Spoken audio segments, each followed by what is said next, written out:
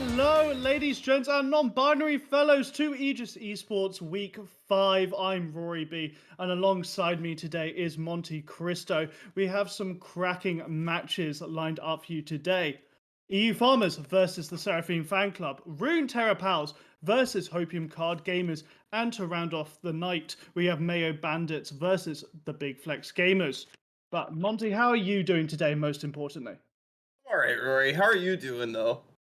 I'm doing great, actually. I finished Pokemon today. I finished Nice. Scarlet, and I finished it last night. Actually, I was oh, playing. I've started building my competitive team today.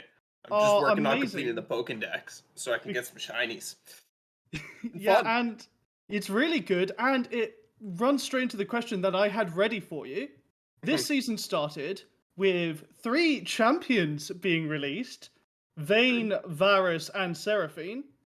And let's say at the beginning of the season, you were given the option to choose one of them as your starter, and you could only play decks with that champion in it. Who would you pick? Oh, that is. Ew. None of them. I don't want any of them.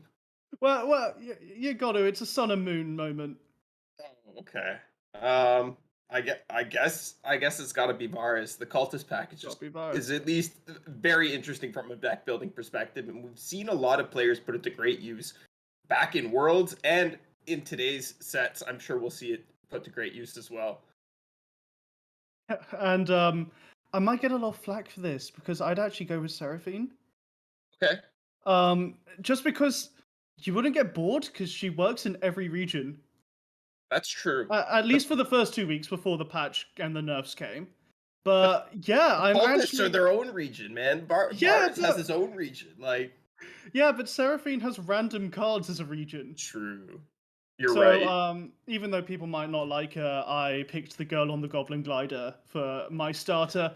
And speaking of starters, we're watching Bajatak play today. He is qualified for Worlds in a few weeks, so we're expecting some great plays out of him, right? Absolutely. Definitely one of the strongest players in the EMEA scene. Very much looking forward to seeing what he brings today and what he's got to show. Yep, and it's really interesting. We're not sure yet who his opponent will be tonight, but he's bringing quite a standard lineup, right? Gwen Katarina, Aphelios Seraphine, Conservatory. I feel just looking through all the lists of these players that the meta's pretty thought out. Now, no one's really going in with experimental picks. No, the meta has definitely settled at this point. We saw a little bit of new stuff appear during the Worlds bubble because all the competitors were keeping things in their back pocket, keeping things Yep. amongst their scrim groups.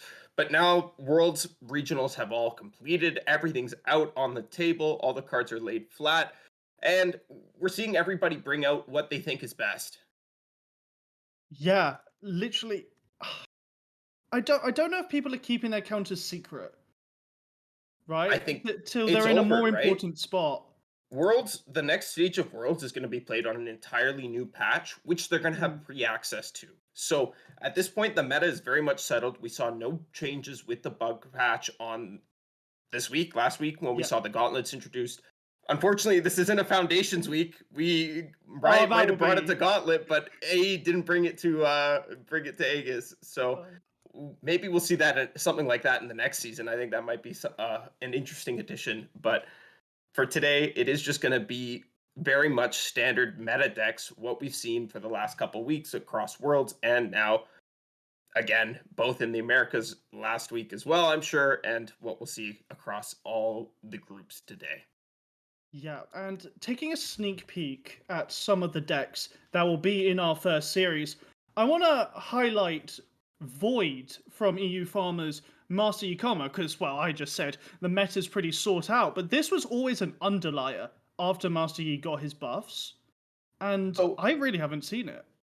there's a lot of people that are a little bit copium on Yi Karma. I'm saying that, but I don't actually think it's a bad deck. I'm just saying that is there like really a reason to be playing this over another deck? You're just simping for Karma, bro. Like it's okay. There's nothing wrong with it, but this deck is packed full with really good control tools, and it does have awesome ways to deal with a lot of the metagame. Unworthy Soul is an excellent counter to a lot of the Vayne decks. It counter tempos them. Loses their attack. It burns their weapons. It's an excellent card. Very, very cheap as well once that flow's been activated. Something that this deck wants to do regularly. Vastane Disciple was nerfed in the latest balance patch, but the focus speed change doesn't affect it too much. You may just have to pre-commit your mana if that's what you're aiming for, if you need a blocker and you anticipate that, and that's okay. Mm. The deck And also has access to Quietus and Go Hard yeah, being one of the best win conditions of the game, and it's even got a one of Catalog of Regrets, Rory, and that's going to let you double all the effectiveness of your spells.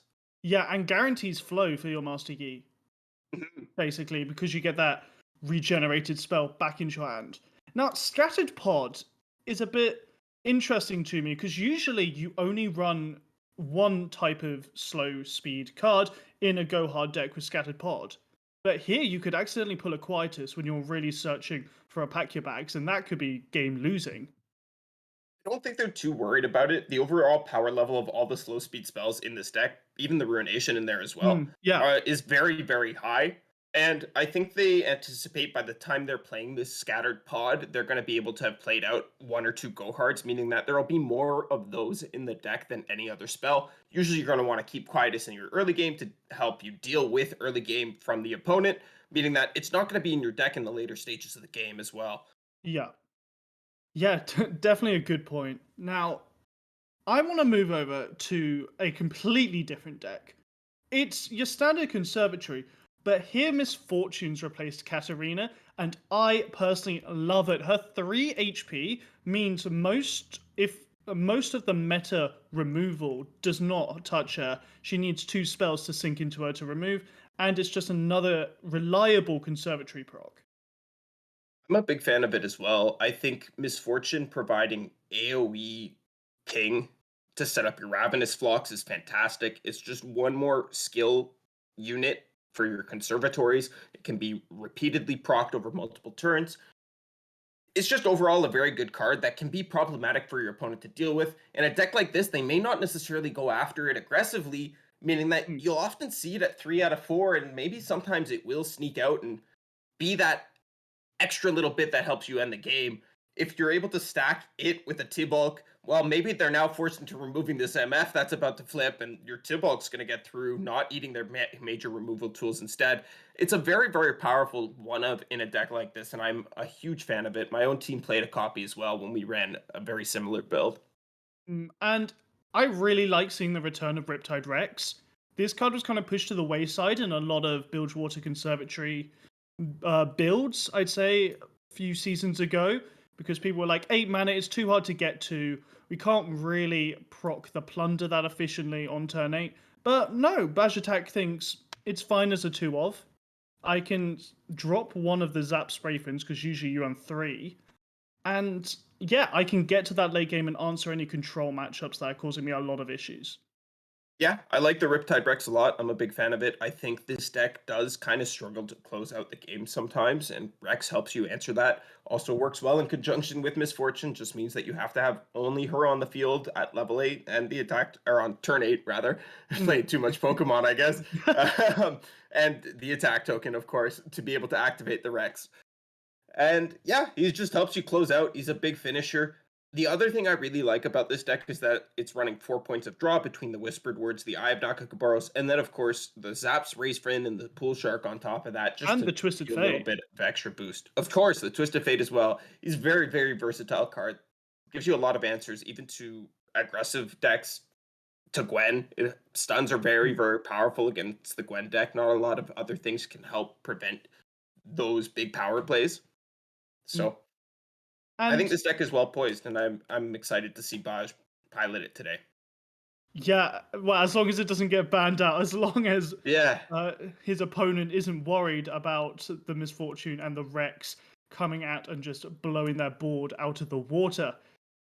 Look, I've been looking through all of the EU decks for this week and then comparing them to North America. And I've got to say, EU is so much further into mid range and control, whereas AM has a lot more aggro tech, a lot more Nightfall, a lot more just Elise aggro. What do you think's the variation here?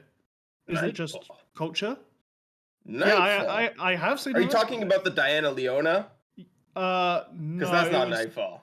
it was I believe it was a Diana Aphelios deck.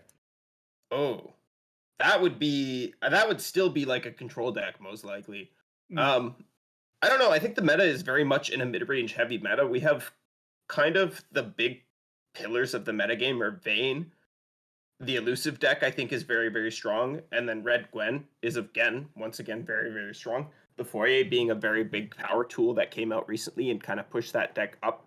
Um, but I think the overall power level of the metagame is relatively even. We're not seeing a lot of discrepancies between the top and the bottom, and I think a lot of things have the ability to contest. So yeah. yeah, and they're normally beating out True Control because like Trundle Tryndamere, which was a staple in competitive play, is kind of being kicked to the wayside. That's because of the existence of Vayne. Vayne Yeah. kind of abusing the attack token in a way very similar to how Aurelia Azir used to, Mm, is kind of the bane of existence for FTR. It does help when you have a ban, but a triple controlled deck lineup doesn't really work. It gets a little bit awkward. We did see North American player What Am I top worlds with a triple control lineup, which was yeah. very cool to see. That also included a Nightfall deck, specifically a Leona Felios one, actually. Um, I thought his build was very, very good, and I was actually looking forward to playing that, but I haven't gotten around to it. Once again, You too be much Pokemon. too busy. Uh, we got to stop talking about Pokemon. Yeah. Everyone who doesn't play it's gonna get slowly more and more frustrated. Um, looking towards EU farmers, one deck that I want to report has not apparently died, which I was expecting it to. Ezreal Seraphine. Matty 24 Mayo is running Ezreal Seraphine even after the nerfs. She's still standing, and he's just a monster the moment he flips, right? Yeah. Ezreal Seraphine, it does take a little bit longer to get online, and I don't know if the builds have changed too much specifically.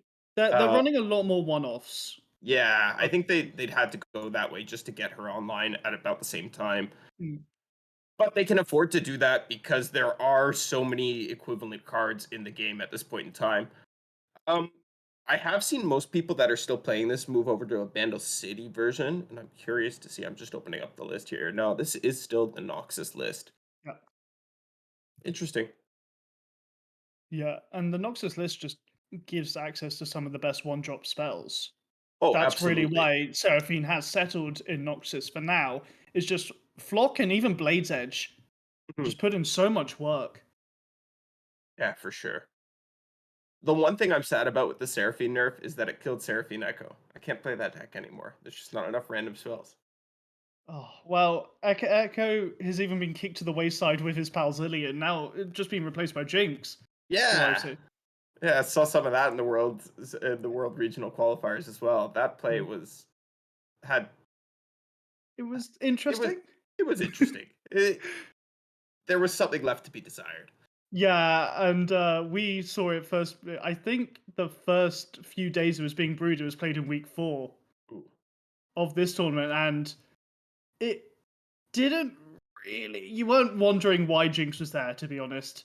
You were Yeah. like, cool, she got buffed. Let's just jam her in a deck and hope for the Yep. best, Yeah. is what it looked like. It was a lot of cope from where I I was. mean, I played a little bit of it. I think you can definitely Mm. win with it, but what my experience was that I was just winning off of the back of Echo. And, Yeah, is it that different? Like, why am I playing Jinx over Zillion at this point? I literally never had a point where I could empty my hand for a Jinx anyways. And I was playing a very light version. I wasn't even playing Voice of the Risen. I was just killing people with multiple Echo rallies in a single turn. Um, so I am surprised to see that it hasn't that it's still around, and that people haven't kind of reverted back to the Zillion version. yeah. Oh, actually, it seems we're getting a bit of an update. Matty 24 Mayo is playing Inter Pavelici.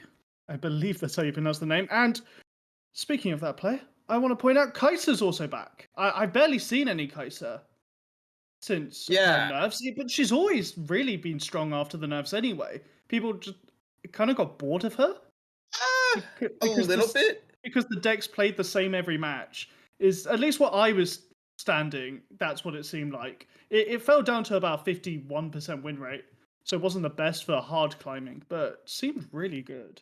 The deck wasn't terrible, but I don't think it had any matchups that it was really, really particularly good into either. Um, and the nerfs definitely hurt it quite a bit. Mm. The only thing I have to say about Kaisa right now is that Grandpa Roji, after qualifying, who is the Kaisa simp in America, said, Yeah. "God damn, I'm glad Aikado got me off of Kaisa." And back onto Malphite? Yeah, actually. So the fact that he wasn't playing Kaisa tells me that Kaisa is maybe not the best. I can see it showing up, but Golden Aegis, in my opinion, was always awkward in that deck to begin with. You never really had Oh, points yeah. where you wanted to full rally anyways, Mm. and now it's been nerfed.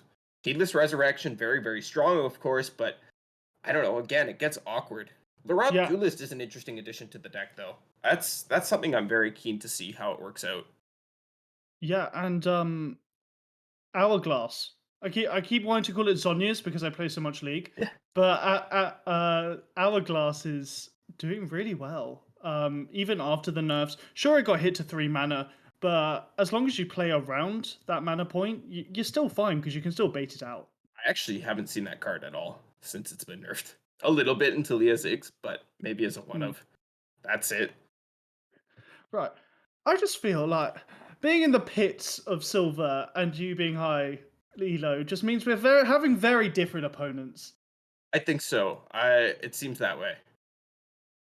It seems that way indeed. But that's Yeah. okay because we're not here to talk about our opponents. We're here to talk about today's games, and I'm very, very excited to get into them. Hopefully, these players will be getting going relatively soon. But Yeah. And I was doesn't going to quite wait a look like bit that. longer, but we've got a bit of a pause right now as we wait for these games to start. So I want to bring up something that I'm very passionate about, and that's because I hate the name Red Gwen. You said it Oh, earlier, we see it all over the deck okay. list. I think Red Gwen is an unbelievably lazy name. I've actually drawn a bit of a diagram. Well, it's not a diagram, I it's a mean, we can go list to of. Gwat. Sorry? We can go to Gwat. Well, That's I, that. I That's have the other something name. better. I have No, something I better, like Gwat. I believe. Okay, So what do you got? So Red Gwen is a bit of a lazy name because it's like sure the deck has Gwen and Noxus in it, but it doesn't tell you how the deck plays, right? Mhm. It doesn't send a message. Whereas I propose we change it to Hallowed Rena, as it is a Hallowed plus Katarina deck, and that's really how you want to be playing it. So I've drawn a bit of a diagram here. Try and get that on the mic. So as you can see, camera work. Red Gwen bad, really boring. Okay, really boring. But as we move to Hallowed Rena, I'm going to put it up so my text is actually visible. I like Hallowed Rena because it actually explains what the deck does. It's not like AK-47, which is just a play on Aryan Ugh, Kennen. Yeah, that's dumb. That it's one's a dumb dumb. name. But Yeah, okay, but but Rory, Red Gwen is dumber. but Hallowed Rita is just the keyword and the end of Katarina. Oh, I'm fully aware, and that's how you make the name of a deck. But come on, who doesn't prefer to Back to say Hallowed Gwat. Rena over? It's Gwat. It's So, Gwat. I'm It not says the allowing. same thing, but it rolls off the tongue a lot better. It's Gwat. Yeah, but it also sounds like just a horrible noise. Nah, Gwat. Gwat gwat.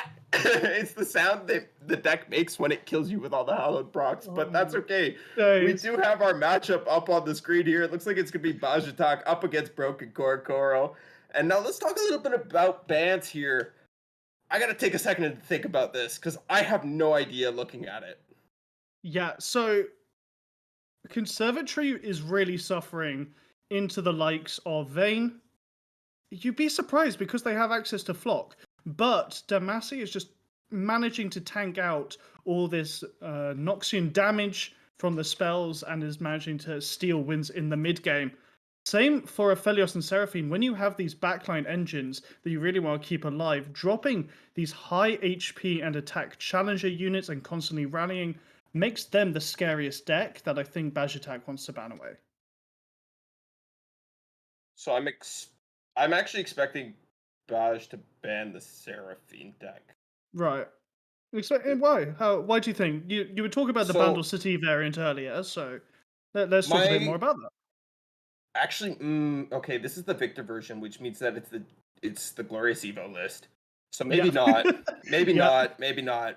I was just thinking that the way the lineups match up, I'm pretty sure the Vayne PNZ list is like about even into Red Gwen, which I think in that case you're leaving it up. You're not really considering banning it. Your other two decks should be fine into it as well. Cat should be able to go fast enough and not feel pressured, and I think Conservatory is slightly unfavored, but maybe they're fine. I wouldn't be like concerned about that matchup. Mhm. Um, the the PNZ Bandle City list, when I was thinking this was going to be a different list, I thought that this was going to be a worse matchup across the board for you. But now that it's the Glorious Evil list, I'm thinking, and I'm trying to decide, and I think it comes down to how much landmark removal there ends up being in that deck. If Right. there's like 2 or 3 points of landmark removal, I think you have to ban it on principle because two of your decks are running landmarks that are very, very important between the Conservatory and the Katarina list. It's also going to have tools to let it stall out through both of these decks early game and get to that Glorious Evolution turn where it's just going to OTK them. And I think that could be a problem for both the decks. So maybe we ban that out. But maybe we ban out the Pantheon Virus instead. I don't know. Honestly, I'm at such a loss here. I wonder what the players have done. Um, Sorry, not to burst your bubble, but the Seraphine Victor deck is not a Glorious Evolution list. It's got it right. This is. I'm just going to What list is off it? some highlights. We got Plaza Guardian. We got the Zorn Oh, Diva. We've got many Otopus. We've also got two other curious shellfolk okay. and a few back alley bars tossed in there just for fun. Yeah, yeah, yeah. I like the way that deck is built. It's pretty cool. Um, But I have rarely seen the Zorn Diva in yeah, maybe play, we which leave that explains up. the one-off. I wouldn't be Um, too concerned about that, I don't think. Unless no, you're worried about bar mirrors, but I don't know. uh, Yeah, we're probably banning Pantheon Bars then. I yeah. think. Maybe. We haven't touched on this deck quite yet, but really what's carrying it is the insane cultist spells that have come through with the Oh, most recent season. The Unforgiving Cold on its own is ridiculous. insane. Not even talking about the Expanse's protection Hmm. for a 2 mana spell shield.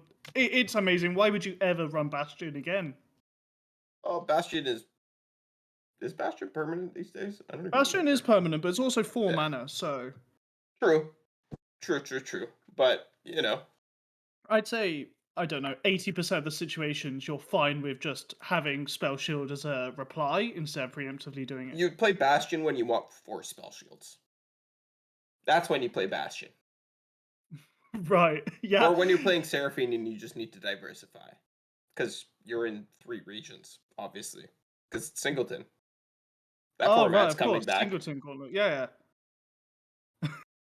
yeah. Really, really pushing this one out. Yeah. Yeah.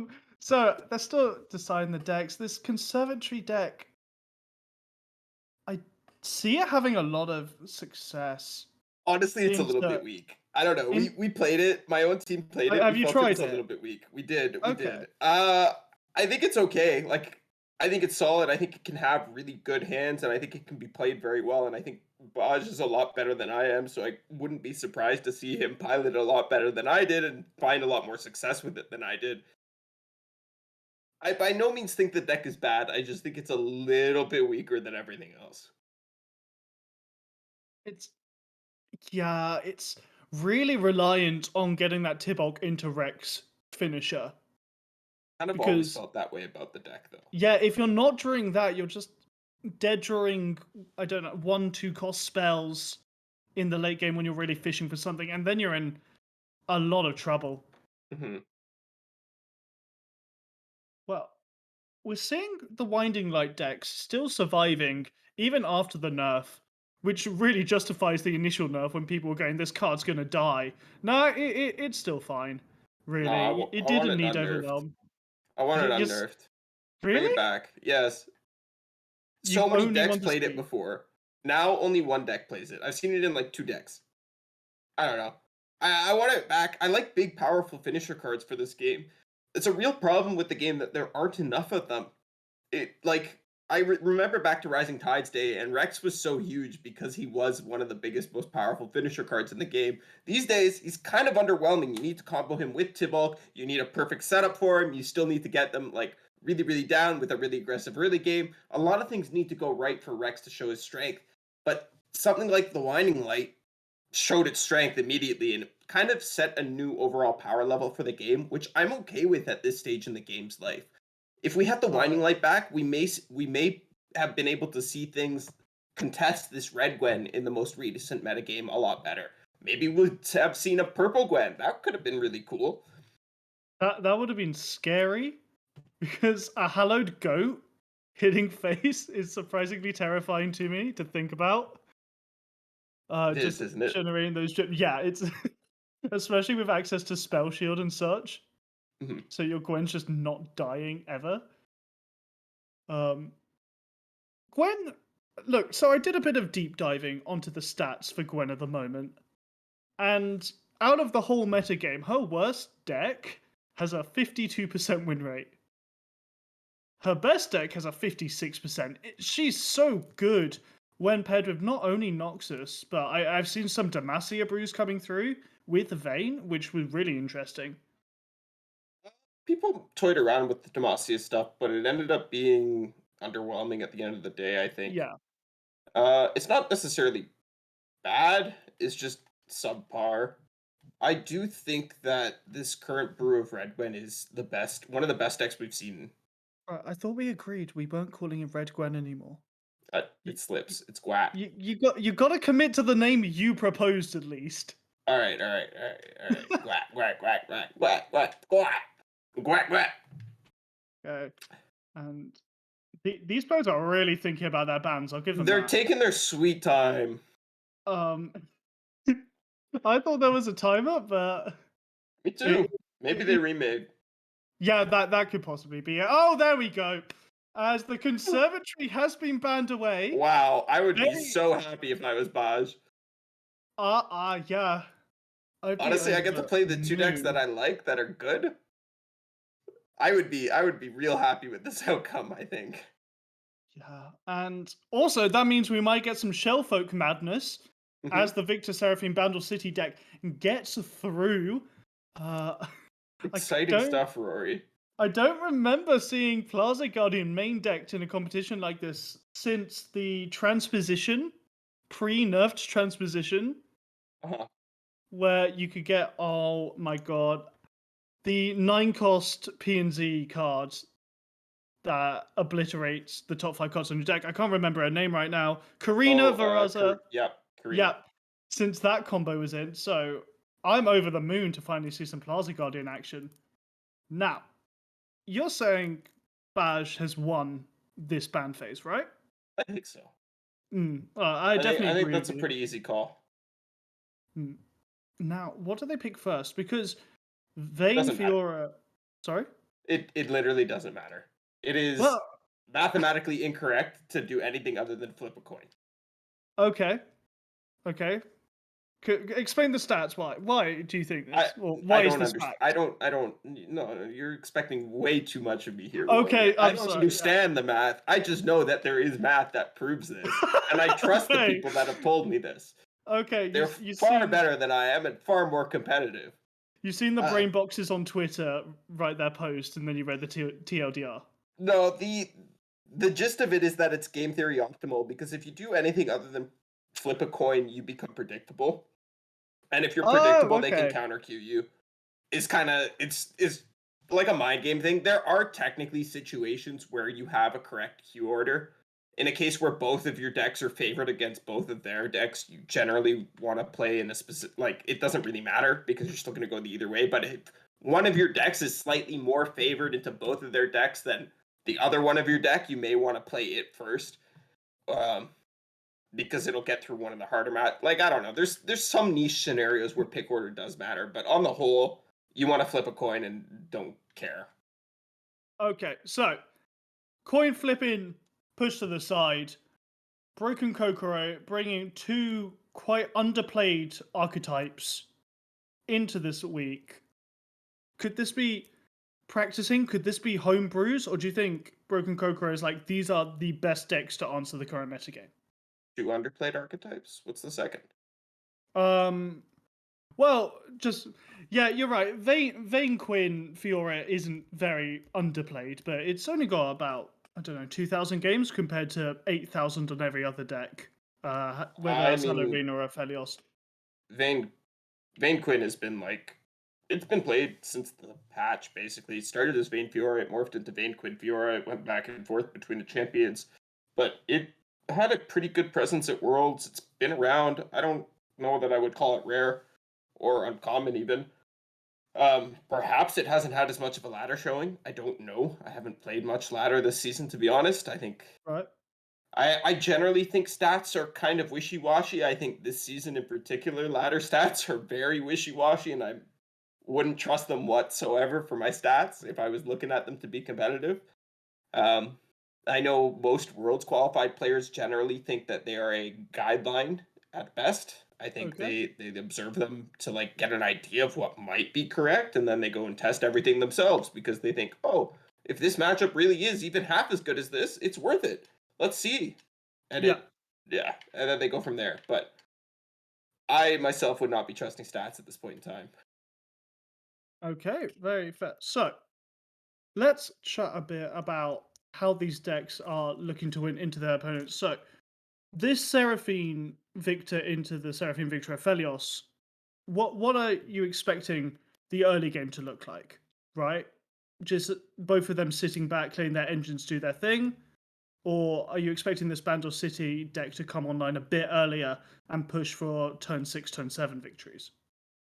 Aj needs to be playing his spells a little bit more aggressively, I think, because he does have the overall win condition of the catastrophe, the pursuit of perfection. Hmm. So he needs to be getting to that 20 new card played mark, 30 new card played mark, whatever it is. You can tell I've played the deck, I've played the game recently. Um, so I think because of that, you may see him come out of the gates a little bit more aggressively in the early game, look for more early drops, 1, 2, 3 cards, things to play out. Whereas this Shelfo deck is very much going to want to sit back and just try and get value off of the Shelfo, maybe look to prank that Yep. catastrophe, the pursuit of perfection, get a copy of their own. So both decks do have Victor, which I think both players are going to want to try and get down on turn 4 if possible. Potentially, we'll see it wait until after a Seraphine comes down to get a cheeky doubling, but it doesn't matter because we are into game 1 and it's Gwat versus Vayne Quinn. Fun, Yeah, exciting immediately. stuff. Oh, the Darken Harp, rarely seen outside of this deck in particular. I love it, personally. I think it's one of the more underrated equipments there are. I completely agree with you in this case, Rory. I think it is definitely one of the stronger equipments. I think Seratu is one of the stronger Darkin. And I would love to see more decks come out of PNZ that could make use of it. Unfortunately, there just don't seem to be that many. It's so awkward a lot of the time, and a lot of the decks, a lot of the other region combinations that you could pair it up with already have quick attack built in, so you don't really need it. That's what I was going to mention. So, champs that love drawing in their decks in P and Z, Echo, Jinx, both have quick attack already built in. So you're putting it on their slightly weaker followers, and you can't really help build up your champions to a really high level of power. And so it kind of missed the mark a little. A little bit. And I love this no fear Katarina slam from Bajatak here. He says, "Yep, I'm just gonna go ahead and ping off the Valor. Doesn't matter at all. I'm okay to trade it. If you do have an answer to protect this, fine by me, but you don't. And if you do, I'm Yeah, taxing your mana." there's only really three answers here at burst speeds to protecting Valor. One of the catch. Just drew it. If they turned a turn early, drew that a turn earlier, it would have Feels been nice. bad, man. But also two shop sites. As here we go. Just a Katarina. Oh, Oh wow. that is bold, but it works out. It needs to be done. It has There's to be done, yeah. not a lot of answers to that from Baj's side. I didn't check his deck list to see if he's on the most recent one of Mark of the Isles tech. If he is, that would probably be the only answer. I'm going to take a peek right now. Okay, well, we see the Ranger Knight Defector dropping. Won't really be able to block this Gwen unless you want to commit the catch next turn. So it's just going to open up, take And out actually, the easy units. Yes? no Mark of the Isles from No Baj's deck Mafias. list. So the only answer to that would have been a Noxian Fervor, I suppose, to kill the to kill the unit. So, That's kind of it. really nice catch take, actually. Throwing on the quick attack. I don't actually know if that draws next turn because the attack was already committed. So the weapon doesn't actually draw. That's the Darkin Harpoon from Bilgewater. This Oh, one right. only draws as a Darkin. It just provides quick attack. Oh, my bad. Got my Darkins mixed up. That's okay. Right there. As the Eternal Dancer's dropping, will respawn the Katarina. Yeah, this is looking really, really good for bio attack here. We are going to see the Harpy come out with the Sandsworn Amulet. Doesn't really care about getting rid of that if it has to. But Quietus is the answer. It's going to go ahead and destroy this weapon and soften up the Harpy, meaning that no more revivals for Kokoro. Yeah, and this is really spooky. It's the Hallowed will go on to the Eternal Dancers either way. So if Broken Crow wants to block, I think you have to block. Yeah, I would kill the Dancers myself. Gonna Actually wants the heart back. Keyword, but Katarina will be rallying next turn, and with no combat tricks to removing her or the Gwen next turn, it's gonna be very hard for Broken Kokoro to get back into this game now. If Hen Nexus damage is done. Yeah, this is looking very bad for the Bane Quinn player, I think. The hand is kind of awkward at this point. You can only establish one unit, two if you play the Quinn per turn. And Baj is now threatening Katarina rallies every single turn. Doesn't really matter that he doesn't have a hand beyond that. He's got Cat and Bane and Gwen on the board. He's got the Gwat combo. He's gonna go Gwat Gwat Gwat. He's gonna get him. Yep, as we're seeing the hits coming in here, so much Nexus damage. The Katarina does level, and who knew that loading screen tip of using Mark of the Isles to make Katarina ephemeral all those seasons ago would actually be useful 2 years later, as Broken Kokoro just drawing equipment now. No real answers. The Blood Harpy can be played from hand. Jirao, I like this. Jirao would be nice, but Jirao and then put the harp on Jirao. But is it too slow with the Katarina rally? If you give harp to Jirao right now, they will rally. So you just have to go kill the Gwen, I think. I think so too. Looks like Kokoro agrees. And we're going to see the scout attack come out as well. I like this, actually. Another Gwen in hand, though, for Baj will mean next turn can keep doing that face damage. Trying to decide how much I like this attack from the Harpy. Yeah, I was thinking that too, you know. It's going to go back to 0 cost. So are we just throwing away this Harpy because? I guess it's not really blocking the Katarina. Okay, it's getting in for 6. Baj says, I don't care. Yeah, but the red is coming out here. You're basically just blocking with Jirao. And living to fight another turn. I don't think the Harpy's blocking Katarina here, to be honest. No chance. But with Baj dropping Gwen next turn, we'll have 8 mana. So if that Gwen gets to hit and then you rally it with the Ruined Reckoner, that will be enough face damage to close out the game. Can also rally with the Katarina. And Kokoro actually plays the harp there. I don't know how much I like that. Yeah. And the reason I don't know how much I like that is because I'm expecting you to just play it with the tumble next turn anyways, so why are we committing the mana that we could just be saving? Like, are we not tumbling this Harpy? And if we're not tumbling this Harpy, aren't we just playing the other Harpy? Well, I think and they're just getting exploded. Those hallowed buffs going through onto the Spiderling, completely wiping out, and that was fast. That was a fast game. A near perfect draw for Baj as well, getting the champions on curve. Yep. Had both champions on curve. Kokoro had the answer for the Gwen, had that concerted Yeah. strike, went deep to try and answer the Katarina. Wasn't able to. Wasn't successful though because Baj had the reply. He had the dancers. The dancers came out, brought the Katarina back, and then you can't answer forever reviving Katarinas. You kill the Yeah. dancers, sure, but okay, cat's back. Deal with it. Cat's back. You keep on rallying, and that's just a hallowed Rena moment. Yeah, that's right. I'm Quack, going to quack, keep calling quack. it that. As we're seeing the Aphelios Seraphine coming out for Badge, switching it up, being forced to because he won, and sticking with the Vayne Fiora deck. Yeah, Hopefully catastrophe. better matchup now that you have some challengers who can actually put in the work.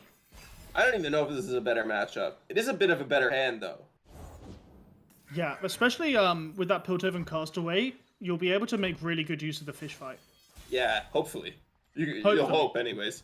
One can hope. We'll see what happens here. The Castaway is going to come down, giving a mana gem back. Shepherd's Authority, kind of a nice pickup here. Going to make it big enough to not quite take a hit anymore. That card's been nerfed. I forgot about that.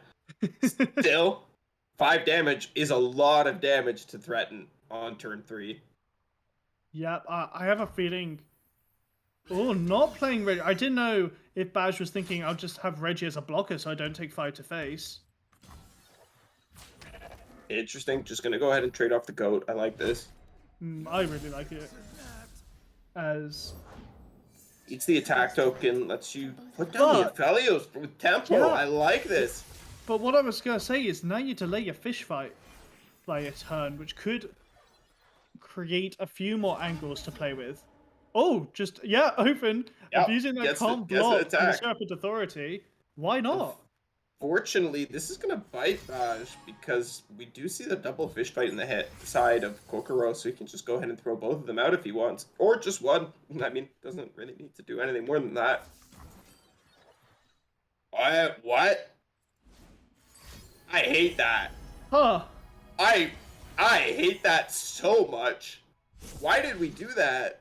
Rory, do you have any rationalization for this? Because I cannot come up with any. So, Broken Kokoro is a perfectionist and can't deal with losing any Nexus health. So needs to immediately remove the Aphelios. Yeah, maybe Kokoro saw something that we couldn't, but I don't really know in what situation you don't just take the 4 to face and then fish fight for 2 mana and keep your fast speed spells up. Yeah, I don't know. There's always a weapon coming out there. If he wants the weapon out, he's getting the weapon out. Like it's gonna happen. So I don't know. We had fish fight. We could have set up a Vayne without any issues after they spent mana. Like just drop the fish fight, you set up the Vayne, then you still have this challenger. You can re-equip it next turn with an attack if you want. You can just re-equip it plain. Now these fish fights are just sitting rotting in the hand. We don't have a Vayne developed, counting down with Tumble. Okay, we're gonna trade the Burt. Like, yeah, I was you're valuing expecting 5 Broadway. damage. I'm fine with this, but like, you know why I value don't 5 know. damage? Because you have these 2 fish fights in hand. So the moment Victor or Aphelios gets dropped, you're using it and then removing the can't block from your bird. Yeah. And now we're gonna go ahead and develop the Vayne into all the removal in the world, which I guess is fine, but So Badge got the bar ramped. Victor Playing comes the down. Victor, it will immediately be answered. We're gonna fish fight this, right? That's We why we should. took this line. Okay. Badge, because of the bar, might have double pale. Might. Has But one I at think it's least. still fine. I don't even know if you dig for it. I don't even know if he runs 3 pale. I think if you don't run 3 pale, you don't care. Yeah, looks like Baj agrees. BB coming down just to put a bit more free spells onto the stack. Unique spells, created spells for the Victor. It will cost 0, of course, so it's just one nice tap into the Nexus. Going for the Aftershock is very interesting. Yeah, I wonder. Well, I mean, there's no real other use for that card except for drawing. Mm. Maybe I would have liked to draw this turn, but doesn't matter because we found an Aphelios, so we don't really care about the draw at this point. Now we're just in full removal mode.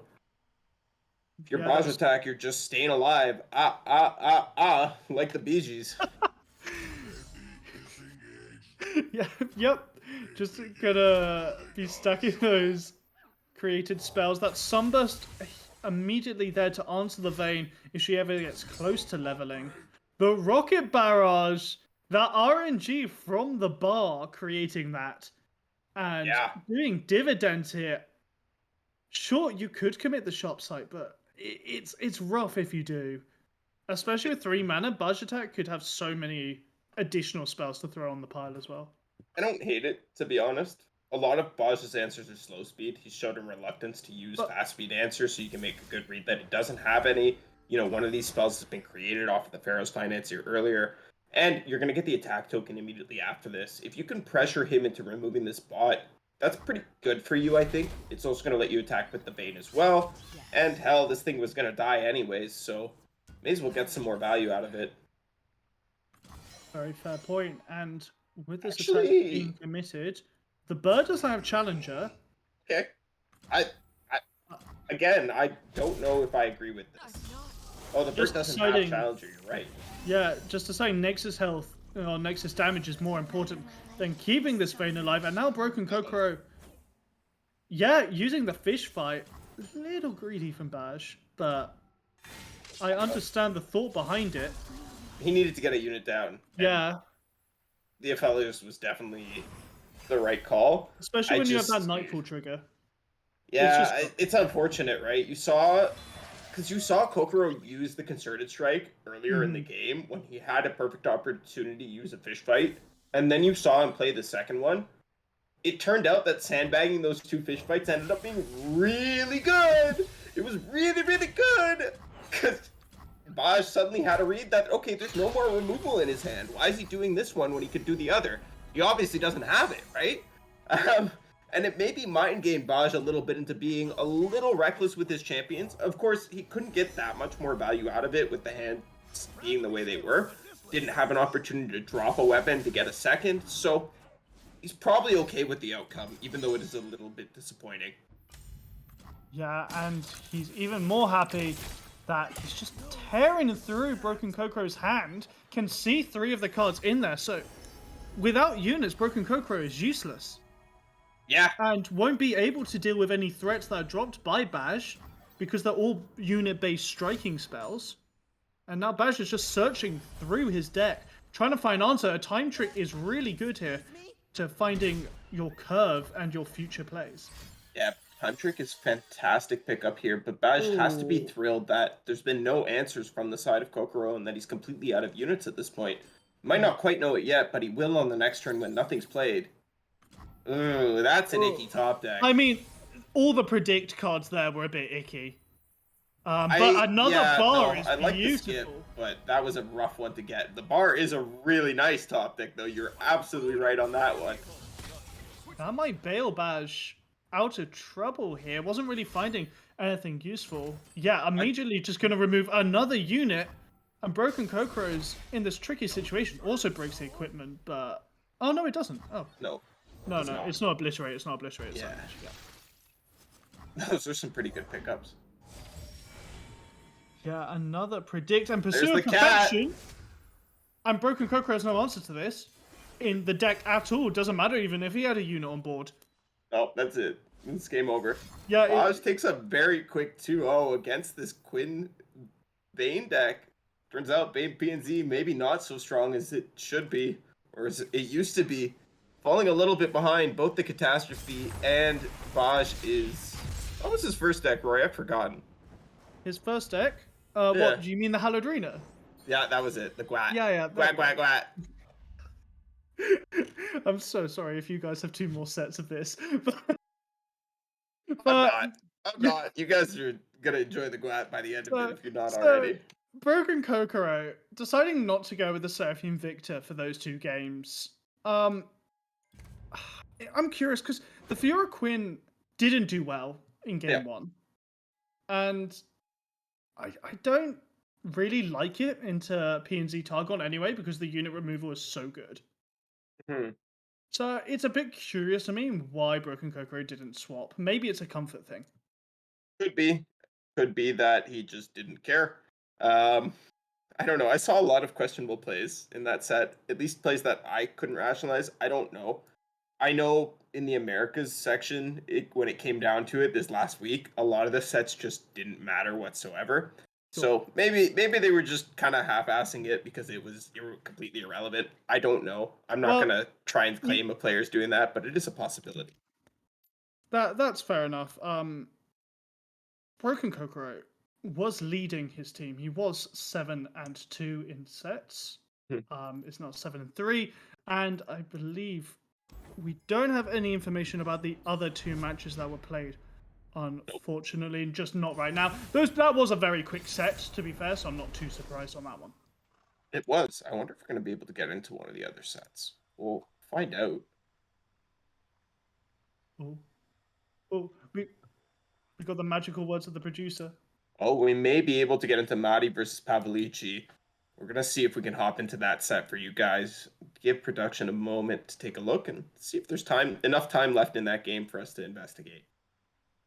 Right, so Pantheon Varus, it didn't surprise me that it got banned. Probably easily the best deck out of the three on the lineup for Broken Kokoro. Yep.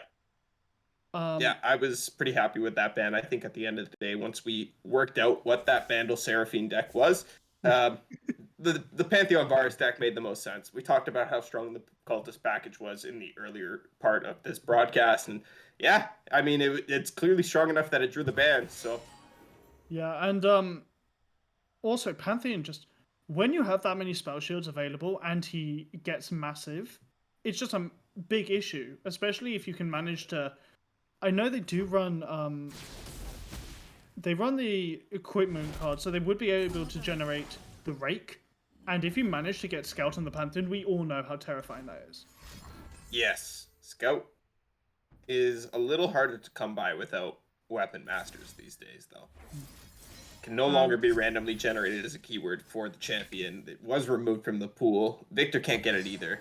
But we have a game up on the screen here. Pavlici is about to have a 6-6 transmogrified into a 1-1. Oh boy, Oh, that feels bad. and the second skin, which I guess the Kaiser was removed just before we joined, also gets negated, which is That's a even feels rougher. bad moment. But yeah, we're seeing this Ezreal in a really good spot, actually running the Catalyst, which I'm a great fan of. Okay, maybe Uh, not. It could be a bar card. it could be oh, that's very It fair, could but be. It also could. It could be a bar really card. nice into Kaiser because Uh, all her units are really well statted HP wise, so that extra point of damage on your Mystic shots or your yeah, high notes can go a long way. you could also just throw it on your Ezreal, right? And then Yeah, it's yeah. like permanently on the field, pretty much. I think it's a really funny card. I like it a lot. I hope it was randomly generated. I don't think it's good enough that you want to be playing it in your deck, but again, this is kind of the final week. People are maybe having a little bit more fun. As we're seeing the actual dropped here, the Cataclysm is available, Yes. and then this So is the Ezreal would have to quicksand, though. rely. Yeah, very true. But if that Cataclysm does come out, then you don't want to ever sack your Ezreal at this point. So I think the Song Spinner might be used in desperation to try and I would find a check it. stun or an answer. Yeah, I think I would definitely check it. You can find a lot of good answers from that. There's silences will protect your unit in a lot of Ooh. cases. Maybe not with the way these blocks are going to work out, but you could find retreat return would be a great pickup here. Lead and follow would be another good pickup. Twin. Silence not going to help you. Twin not going to help you Mm, because they're going to block with the 6/4, right? yeah, Yep. yeah. You got a couple recall spells. You have synchro. You have. There's some options. Looks like we are going to take a look at it here, though. Hunt the Weak, Make It Rain. I think this is a pretty easy choice of Make It Rain there. Ancestral Boon, Crowd Pleaser. Oh, 2 turns from Enlightened. That could be hilarious if they do pick it. Could I be don't think they hilarious. will. Oh, Wow, these Unworthy. picks sucked. Yeah, that. Oh, that's rough. All right, Quick looks like attack. we. Oh, the brothers bond. That's really funny. Oh my That's god, what a save! ridiculous. The crowd pleaser because you played 6 creator cards made another. Oh, the brothers bond was trying to completely counter Pavlici's Oh, attack, that's so sad for Pavlici. and now he doesn't even have a target for this Cataclysm. No. Oh And the Humble boy. Week is actually not bad. Actually, no, the Humble Week's terrible. But I mean, it removes another it's blocker. okay. It gets rid of the only remaining unit. So if you get rid of this 1/1 now, you're chilling. Yeah. You're mad. Like there's only a 1/1 left. You're okay. Oh no, that's one very scared Xerxai hatchling facing down. Remember how we into- were talking about Kaisa at the start of the broadcast? And I Yep. said, yeah, Roji said he was happy he got off it. So that tells me everything I need to know. Now we're seeing why. Pavlici maybe should have tuned into the Americas World's Regional Qualifiers broadcast so he could have heard from Roji himself. Well, Kaiser has been pulled here. That's pretty good. Still time. It has to be. Not Kaiser's got any additional keywords. good. We'll get Fearsome and Lurk from that second skin. That's The a Seraphine's Seraphine. pulled. She's free. If you Is she gas flipped? it, I mean, so Crowd Pleaser indicated that that was 6 generated spells, right? She must be flipped. She's flipped. She's indeed flipped. Really bring it. So she comes out. But we know the Mystic Shot hasn't been played yet because it got discounted by Bar. That's another good one. Oh my god, with the Catalyst here, just So on top of Ezreal. let's see what they decide to do I here. think There's a you've lot of got choices. a Cataclysm the Ezreal here with Kaiser. I don't think you can. I don't think you have space to risk anything else. I think Well- you take your time. I think you attack and then you rally maybe. You go with Right. the second skin first for sure. Yeah, for sure. Then you drop the glaive, I think, as well. The question is, do you cataclysm after the glaive? I guess you do. But I think you definitely want to be taking your time with this.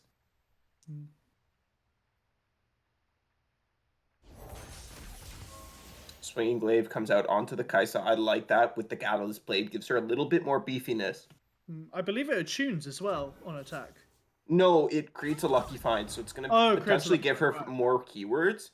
I think the consideration for Pavlici with the start of this turn was whether or not he wanted to hold the second skin to potentially get 2 keywords onto Kaisa by being greedy and dropping the lucky find onto the 1/1 or 3 rather. Lurk is transferred as well. Yep. Now here we are going to see the Katarina spell not Blade's Edge, Death Lotus Death Lotus played out. will get doubled up by Seraphine, which means your Ezra and Seraphine will get tagged a couple more times, as then they'll be the lowest health units by the Kaiser ability. Yeah. And it's actually only hits battle units. Oh, the so it's gonna Catalyst deal- doubled it. Yeah. This is Oh, I- dealing a lot of damage to this Kaisa. Kaisa's getting Yeah. removed. She's no longer a threat. We did receive an update from the other match in this series. Cephalopod 2-0'd Void. So it all comes Ooh. down to this, I think. No, it's already No, lost. no, It's already yeah. lost. Yeah. Seraphine Fan Club have won this going in. Yeah, they have.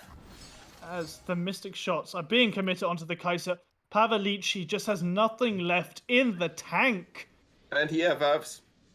and hits that top. Was it top right into surrender button combo? Top right, bottom left. Let's go. My favorite combo in the game. Which I means put the it to good Seraphine, use. which means the Seraphine Fan Club are going to claim today with a 2-1 victory over EU Farmers. But congrats to Matty for pulling off that one win for your team. Yeah, very well played from what we saw. I'm glad we got to see Kaisa go up in flames. I am not done hating that woman. I'm Yeah. so over it. Kaisa still scars me, man. I don't want her back. Please, Riot, leave the South African. No, she's South African. Australian. No, it's definitely not Australian. It's either it's either a Kiwi accent Oh, or I a thought South the voice African actor. accent. I thought I the think voice it's- actor was Australian, but I maybe think that's it's I think she's from New Zealand. I think it's either New Right. Zealand or South Africa. I keep forgetting which. Okay. But the yeah, Star no, Guardian leave quotes are leave burnt her- in my mind. I don't want to know more. Leave her in the dust. Um, okay. Well, once again, congrats to Seraphine Fan Club. And up next, we have Runeterra Pals versus Hopium Card Gamers. Now, Runeterra Pals are currently in the lead with a 7-5 win-loss, whereas Hopium Card Gamers 4-8. They're kind of struggling a bit on their sets. A little bit. See what they could do today, though.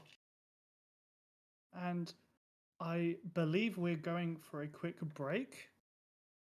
Just getting confirmation for that. Yes, we are going on a quick break. We'll just be a second. Don't go anywhere. And we'll see you in 5 minutes, I believe.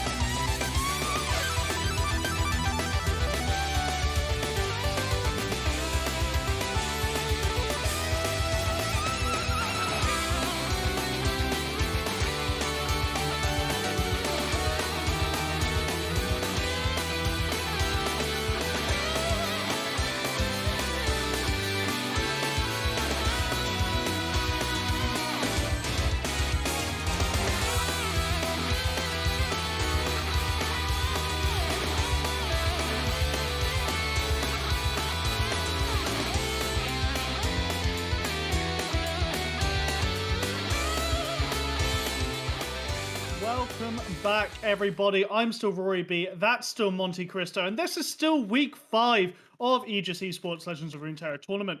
Now, moving on to the second set, we are seeing Runeterra Pals versus the Hopium Card Gamers, and we've got some very interesting decks for you. We're going to go straight into our first deck, actually. This is from Dracos, and it's the Kayn Vayne deck that's been popping up as really the only meta contender for Kayn. Yeah, I'm a big fan of this deck. It makes use of the very, very powerful Cultist package, which we've already discussed a couple times on today's broadcast. I think the addition of the ambitious Cultist is maybe a bit ambitious That's for right, this yeah. for this list in particular. Buru Cultist also a bit of an interesting addition. I don't think I've seen that played in too many versions of this list. Um, This deck is very much one that just wants to once again abuse the tumble mechanic. Turns out Kayn is pretty good when you can level him in one turn and then make use of his leveled form to end the game very, very effectively with free attacks every turn. Yeah, and Kind of good. I really want to point this out. I think Blue Kayn is really good in the current metagame. Yeah. There's barely any elusive decks flying about, and people go, "Oh, I love Rast. He heals and he heals my Nexus. It's amazing." No, Blue Kayn just ends the game, and it's so underrated and underappreciated. It makes me really sad. But yeah, Ambitious Cultist also makes me a little sad because that 4-drop category competing with Combat Cook, it's a really tight curve when I think you need maybe a bit more equipment. Yeah. Some more challengers, maybe. Hmm. You can't really fit much more equipment. You're playing the only darkened weapon that you can. You Yeah, don't yeah. really want to be playing Demacian Steel. And you don't have any other weapon masters beyond the cook. So you're kind of stuck there. But I would like to see something else being played. Maybe some challengers, some protection spells other than the Unforgiving Cold and Momentous Choice. Like, I I don't know. There's some options. Even a single there's some single combats in there already. I was gonna say even a single combat or two, but they're there. Heedless Resurrection is a card I'm a huge fan of, though. I'd like to see 2 of those in this list. Makes it so that you can very much treat your Kayn and your Vayne as disposable units. Lots of free attacks. If it brings back Vayne, it'll also give you another tumble. Very, very effective. Big fan. Yeah. Now, what do you think of my reasoning here? Because I see Single Combat and Furious Wielder both being run, and I feel like you can sack one of the single combats for a fish fight if you're going really hard on this equipment. Um, I don't think you have enough equipment, right? It's Kayn, But it's it's the still. Dark and Aegis, and it's the Cook. That's it. Hmm. No, no, I agree with you, but it still does the job of single combat a lot of the time. You just can't use it in combat, but then you've got 3 strike spells anyway.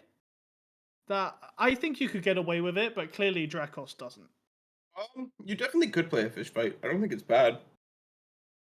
Hmm. And also, right, I have another big problem with naming in this game, and that's you can't make a pun using Vayne and Kane. Because if you combine the names at any point, they're just one of the champions. Yeah, And exactly. it's really good written down, but for a commentator, it's terrible. So It's constantly fine. having to rhyme Vayne Kane together, but you know what? That's just my secret hatred towards deck names in this game. Now, moving on from Vayne Kane, we got a blast from the past. We got Deep. Honestly, Rory, I don't even want to talk about it. I don't like Deep. What? Why? You can have this one.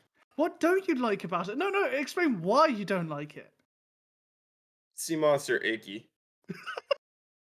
Right. No, Okay. I have a problem with Deep because every time I play into it in matchups I should be winning, I lose it, and then it loses me my tournament dreams. So I Right. just don't like Deep. I've taken to Okay. banning it when I probably shouldn't. So Deep is just a bad X for you then. Fuck Deep. Oh, okay. Wow. Okay. Very impassioned there.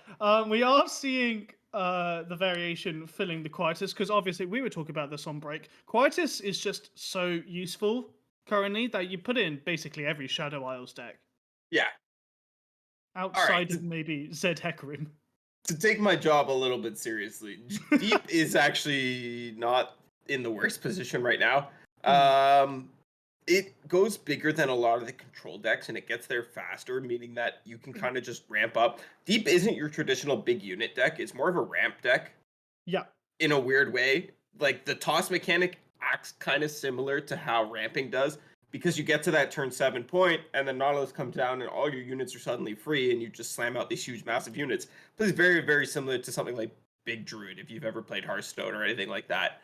Um, and because of that, it can race with a lot of the control decks because it can create these giant critical mass boards that each unit demands a massive piece of removal, which is just too much mana for a control deck to output in a single turn. Right. Yeah. Especially as we don't see, I'd say we don't see a ton. Not many Vigon Nora decks running about. So not many Vengeances about in the metagame. So you can do these big units and be pretty okay with playing them and not that scared of removal. Yeah, that's very, very true. Now, I wonder if we can take a look at these lineups and maybe get into the matchup breakdown and see how their decks might match up in a head to head. Mm. So Now, no real surprises across the board for the other decks. Pretty standard it's looking. As it's Genesis versus Dracos, who we talked a bit about earlier. so we've got a double bar Gwat lineup versus Gwat double Demacia. Yes. Except for one of these one of these hallowed arenas is running the Elise. Um, I quite like a one-off of Elise. It can just bail you out of the early game and get you such ahead in a mirror. It's really nice when it comes to fruition, but it is also a bit of a dead draw come late game. I used to like the Elise a lot more. I think in the current metagame, the cat is very, very important. So Mm. I'm not. I don't hate the one of these days, but I personally am on three Katarina. I think as far as these matchups go, hmm, that's another tricky one. So Pantheon Varus, while not being a Demacia deck, is at the end of the day very, very similar to a Demacia deck. So it has For similar sure. matchup tables to this Kane Bane list, which is why we're seeing them played together. Yeah, And so then, they can be the predators to these low attack backline decks like yeah, Aphelios, like Seraphine. I'm trying to figure out which way these two matchups are favored. I don't know if this swings towards the bar or if it swings towards the Demacia player. I think traditionally it would swing towards the Demacia player, but these bar Yeah, decks have various tools that other combo style decks didn't have in the past that give them more legs into this rally gameplay style. Song Spinner in particular, giving you access to random out of region spells can just be so, so powerful. Even Seraphine herself being played out early can give you a card that your opponent just can't possibly anticipate playing around.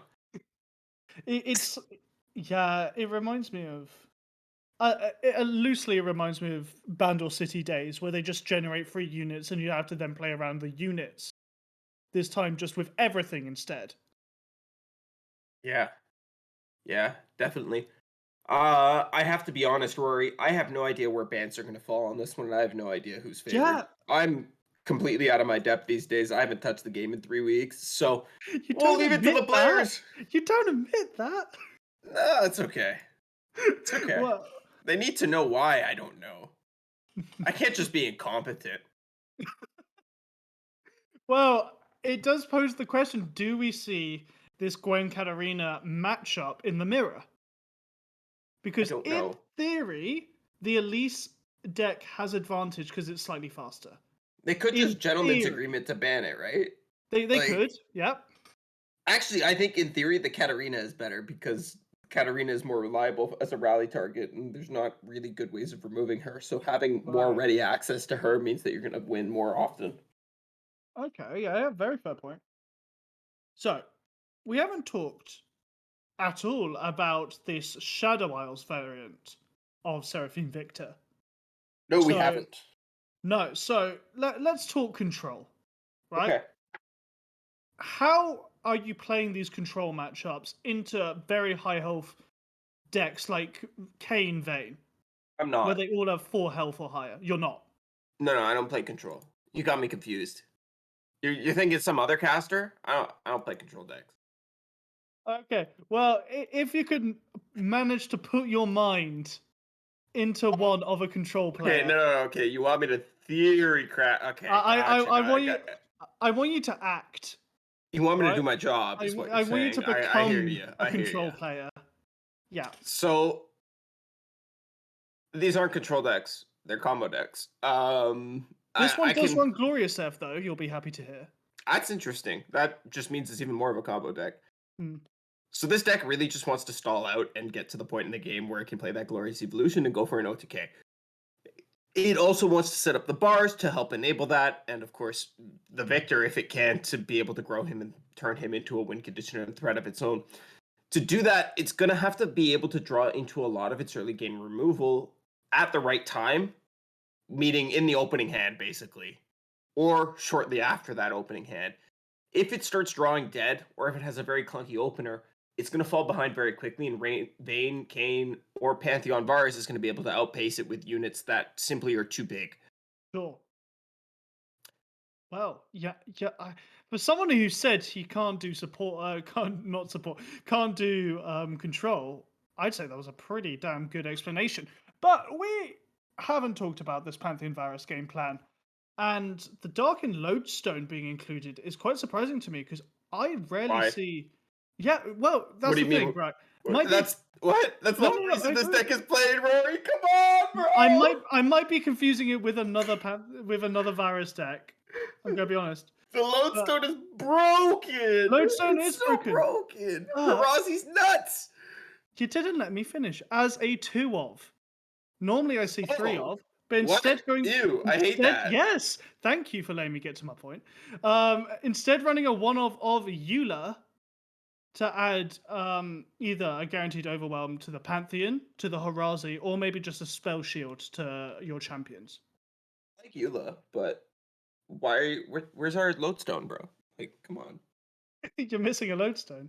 You're missing a lodestone. You need that. That's your power card. It's broken. It's broken, broken. So once again, these players really thinking about their bans. Yeah, apparently just as stumped as we are. Yeah. I mean, Hopefully. maybe just DMing each other. Hey, do you want a gentleman's agreement? Ban the cat. Like, what are we doing here? Yeah. I can't believe we live in a world where Katarina is one of the most banned champions in LOR. You know, Yeah, she was the most played champion in the World Championship qualifiers. I did Unbelievable. not know that. For it's a real rags to riches story. It is. It really is. People said she was bad for so long, and I was like, guys, it's I, free rally. It only I mean, took a whole bunch of free stuff added on to the free rally for people to realize how good it was. and the champion buffed Yeah, yeah, to yeah. create a Well, free no, dagger as well. the If we're dagger, going really yeah, far they back. gave her the dagger, then they gave the level 2 dagger free. But let's be real, they could take that shit away and she would still be played these days. No, no. I'm I don't think you play 100% her. confident of it.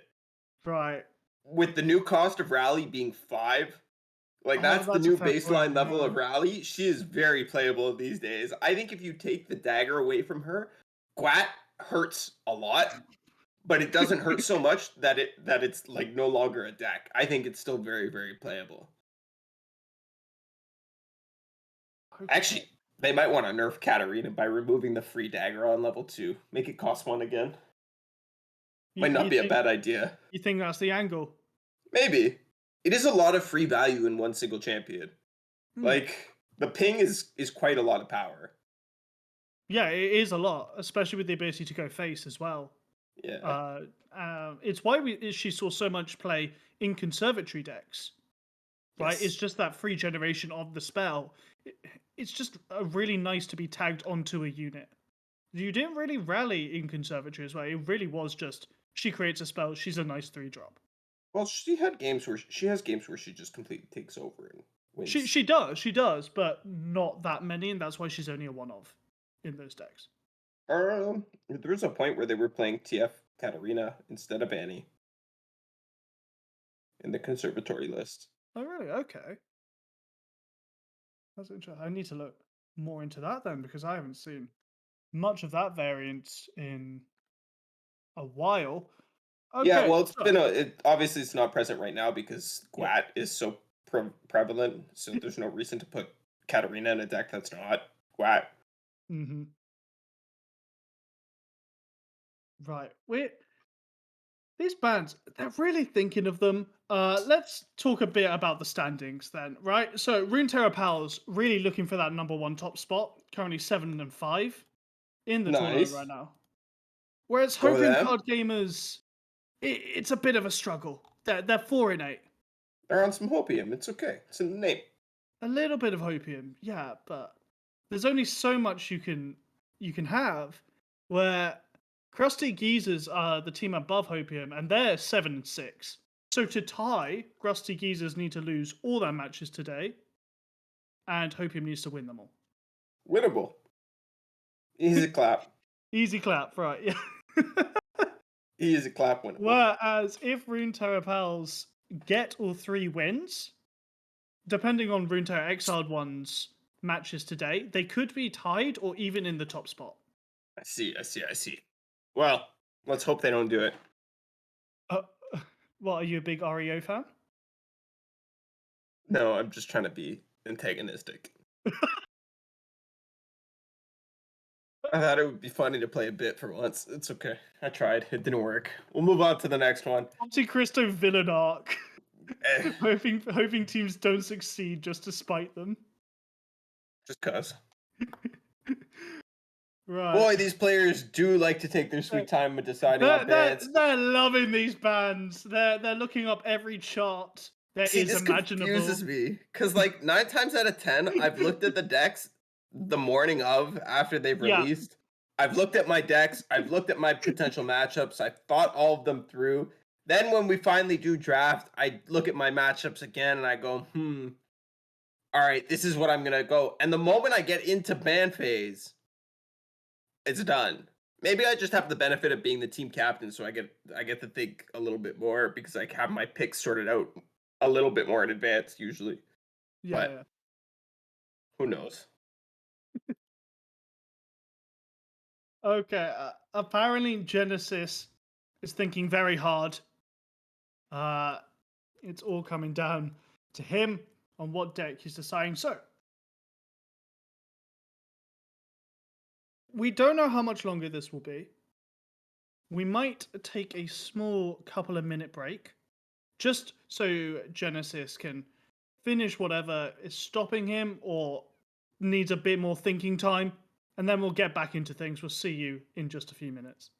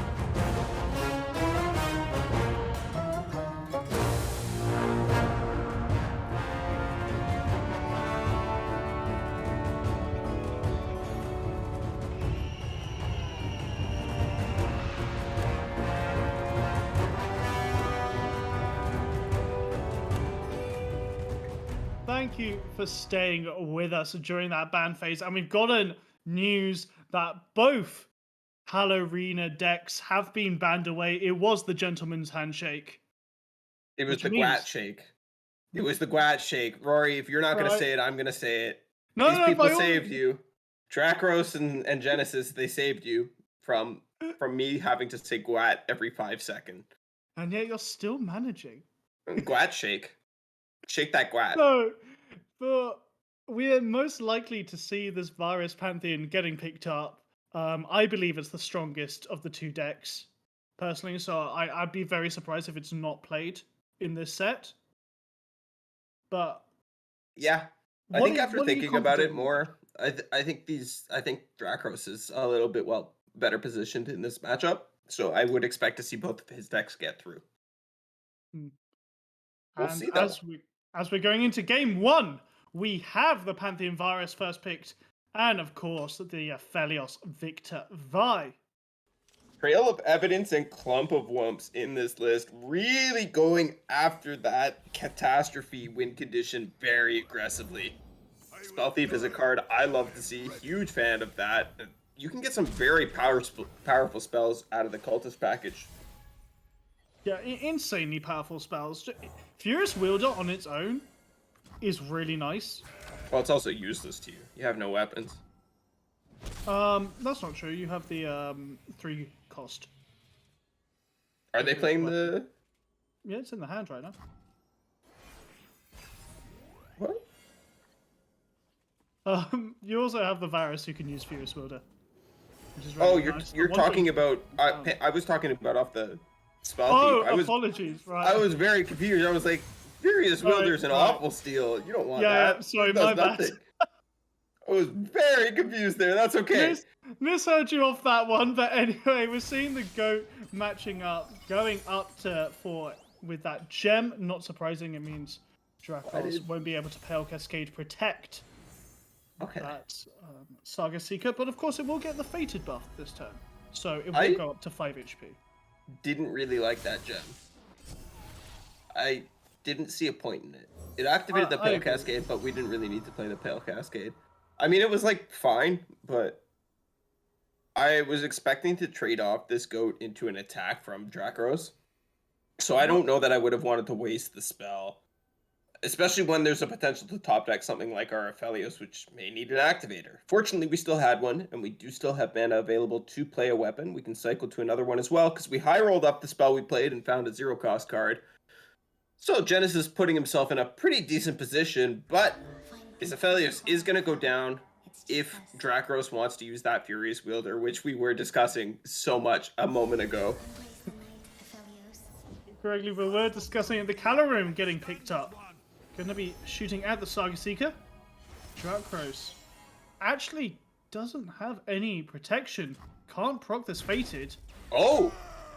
And because he played the Pantheon, no Furious Wielder available. Just went in for that. Wants to go ahead and start growing this using its Fated procs. And that's the Saga Seeker nerf coming in big there. Going from a 1-2 to a 1-1. Just allowed it to fall. As Dracros now beginning turn 5, this Pantheon is going to get bigger and bigger, and Genesis currently doesn't have an answer for it. No, but he does have a bar. He could have opted to take a Moonsilver last turn and played a turn 5 bar. I'm very surprised to see that we didn't go for that line. Yeah, instead going for the Snake to just cycle through those Aphelios weapons a bit faster. Yeah, but the Moonsilver's 0 cost too. Yeah, no, I completely agree. That is the right play, but that was what Genesis was thinking, really hoping to level up this Aphelios as fast as possible. Maybe he was thinking he could get an attack in last turn. With the way the weapons worked out and the Snake if he had a challenger. Unfortunately, the Gravitum used a little bit too early. Eula is going to get a hold of that Darkened Lodestone, meaning that this Pantheon is going to get even bigger. Very, very big. Currently, Dracos is also fine in hand. Got the Varus, which is lovely. And then the 2-mana draw 2 fleeting. Again, just to refill your hand.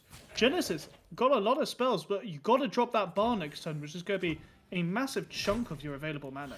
Yeah, I was liking Genesis position up until we picked that snake. I think if we were able to get the bar down on this turn and kind of pivot this game a little bit back towards us, we may have been able to tempo them out, get enough spells cast in order and get our pursuit of protection down in time to actually win us this game. As it currently stands, we're not sticking anything. This Vi is going to come down right now to go after the Pantheon. It's going to get hit with a Furious Wielder. Genesis isn't going to have any way to answer that. Nothing in this list is going to protect the Vi from this point. Look, it's not even waiting. Dracos just fires it off, says, nah, you got nothing. Deal with this. And he can't. I think Genesis's game plan here was going hard on the Aphelios, right? I didn't know if they were hoping to salvage their Nexus HP by going Severum onto the Vi to go for a massive lifesteal swing. But you're in a tricky situation here because Dracos could also have an Expanse's protection in hand, and that's 2 spell shields you have to bite through. So Genesis kind of recognized that they were in a bad spot at the start of this turn, and I like the line they took as a result of that. They identified, hey, I'm not in a good spot. This bar isn't going to be enough to catch me up. I need to go after this Pantheon. I need to play as though this Furious Wielder doesn't exist. It is realistically one of the only ways they're winning this game. Oh, they're definitely. not surviving another turn. If they can get the Vi down and slap a Severum onto her, they're suddenly back in a perfectly good spot. So it is a play to win line, and I really, really like their ability to identify that and to go after it. Unfortunately, Dracos was just way too far ahead, and now this 10-7 Pantheon has all the keywords in the world. Just going to end the game by himself. Yeah, I don't think it's just not enough because there is that 2-mana heal in Genesis's hand, but there's impact and a Pale Cascade. The heal's not enough. Who lives with 1? He's got a faded proc. Oh, of course, right. You are correct. Yeah. As we're seeing the Aphelios level, but the Pantheon is untouched here. Or near impossible to deal with. Maybe Splashing Song Spinner can give you the highest of rolls, but no, using that spell actually puts you out of mana range for that. And I think Dracos just takes the game, dropping the Varus just for fun. Yeah, I think that's gonna be game 1 here. I don't know if Genesis has any other answers, like a second heal. No weapons equipped to be able to steal a Furious Wielder to even try and pop the spell shield and go after it, but just too much of a commitment anyways, even if they did have the weapon. And we can see why Bajatak banned this deck away in the first set. Because it's so powerful if you get it going. If you have the Pantheon in hand and can keep getting those fated procs. Yeah, Dracos got kind of lucky that he was able to set up this Pantheon on curve and start working on its growth against a PNZ list. Usually the PNZ deck has something like a Thermo Beam. This PNZ Targon list includes stuff like the Silence. There's options for it, right? Genesis casting the Spell Thief there, realizing that only this Furious Wielder has been cast. They got the Furious Wielder! Can't even play it. Nothing to do there. Was looking, now realizing that, hey, maybe I punted. Oops. Yeah, just spending all his mana here. The time's ticking away. Genesis is fighting the clock right now. As the Pale Cascade comes out, and that will be game 1 to Dracos. Yeah. Dracos makes it a quick 1-0. We'll see if he can continue this into game 2. And if so, how the rest of his team is going to do. The hits come in. Congrats, Dracos. And that means we will be moving on to the Cane Vein for Dracos next. Indeed it does. For the next match, maybe the next 2 matches. If it's I really like this double cultist deck, this double cultist lineup. I'm a big fan of it. I think it makes good use of the package. I think it splits your cultist champions up correctly, and I think it gives you a very Demacia flavored lineup table without hard committing to Demacia, which is kind of cool. So, talk me through the mulligan here for Cane Vein. You obviously want the Vein in hand, but you're really desperate to find some equipment, right? I mean, if you're opening double, triple one drop like this and you have token on 2, you're pretty happy. Mhm. This SI PNZ deck is gonna trade down in mana most of the time with this board. Mystic Shot is 2 mana compared to Buru Cultist, which is 1. Vile Feast sure kills the Bakai Reaper, but then you're still left with other stuff on the board, and the Spiderling just gets chump blocked after that. So Dracos is very, very happy with this opening hand and is going to be able to continue to develop into it quite nicely if he chooses to pick up this Blooming Cultist. May instead opt to go for the Heedless Resurrection just to be able to Yeah. have some redundancy on this vein.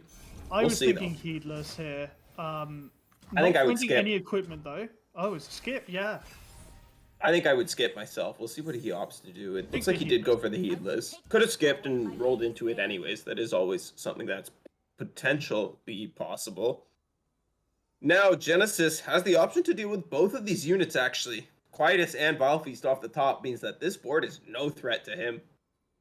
And Dracos is really suffering here. Not finding any equipment or equipment creating cards means the momentous choice, the Heedless Resurrection, aren't getting their full value out, and neither is the Vein Tumble. No, not quite yet. Pharaoh's Financier played instead, though. That means that this board is going to get the full swing. This represents a decent chunk of damage for the side of Dracos. Well, Dracos got that Cane pull because of the Origin, but turn 5 currently is when all your cultists are going to start firing Nexus damage. And just a much more dominant board right now for Dracos. Yeah, and that Quietus is being saved for a weapon. Likely for the Kane weapon, but perhaps not.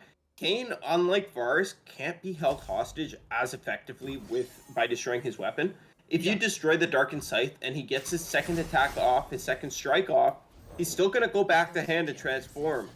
And once he's replayed on that transform, he's going to re-equip a new Darkened Scythe. Either the blue Kane one or the red Kane one. The healing one or the other one. I don't know what they're called. Yeah. As we're saying, the Blooming Cultist, I think it's a very underrated card, in my opinion. An equipment on an elusive champion is so... Not champion, elusive unit. Can be so good at just getting pot shots in on your opponent's Nexus. But Genesis finds the space to get this Victor going. And once it gets enough attack, we'll be able to trade. The Vayne won't be able to... the Kane won't be able to challenge the Victor anymore, and that's very scary. Yeah, Genesis may be high rolling a little bit here. Not only are they able to get the Victor down, they also rolled Spell Shield off the very first upgrade. We'll see what the second one is. That's a Challenger. That's nice. Really good. And Kane is now also going to be able to be threatened either by this Quietus on the weapon or on the Kane itself, or by a Vengeance. Looks like Quietus is going to come out, kill a unit with 2 or less power. Of course, we know this is going to be burned by the momentous choice, but it forces the use, and that's okay. I don't really love that. I think you destroy this Darkened Scythe there, because then you've just got a 2-3 Challenger who's not doing much. Like, yeah, it will kill the Spiderling, but I don't think you're that scared of it. I'd like Genesis to be much more aware of the momentous choice. Yeah, I'm not sure. I don't think it's necessarily a bad call.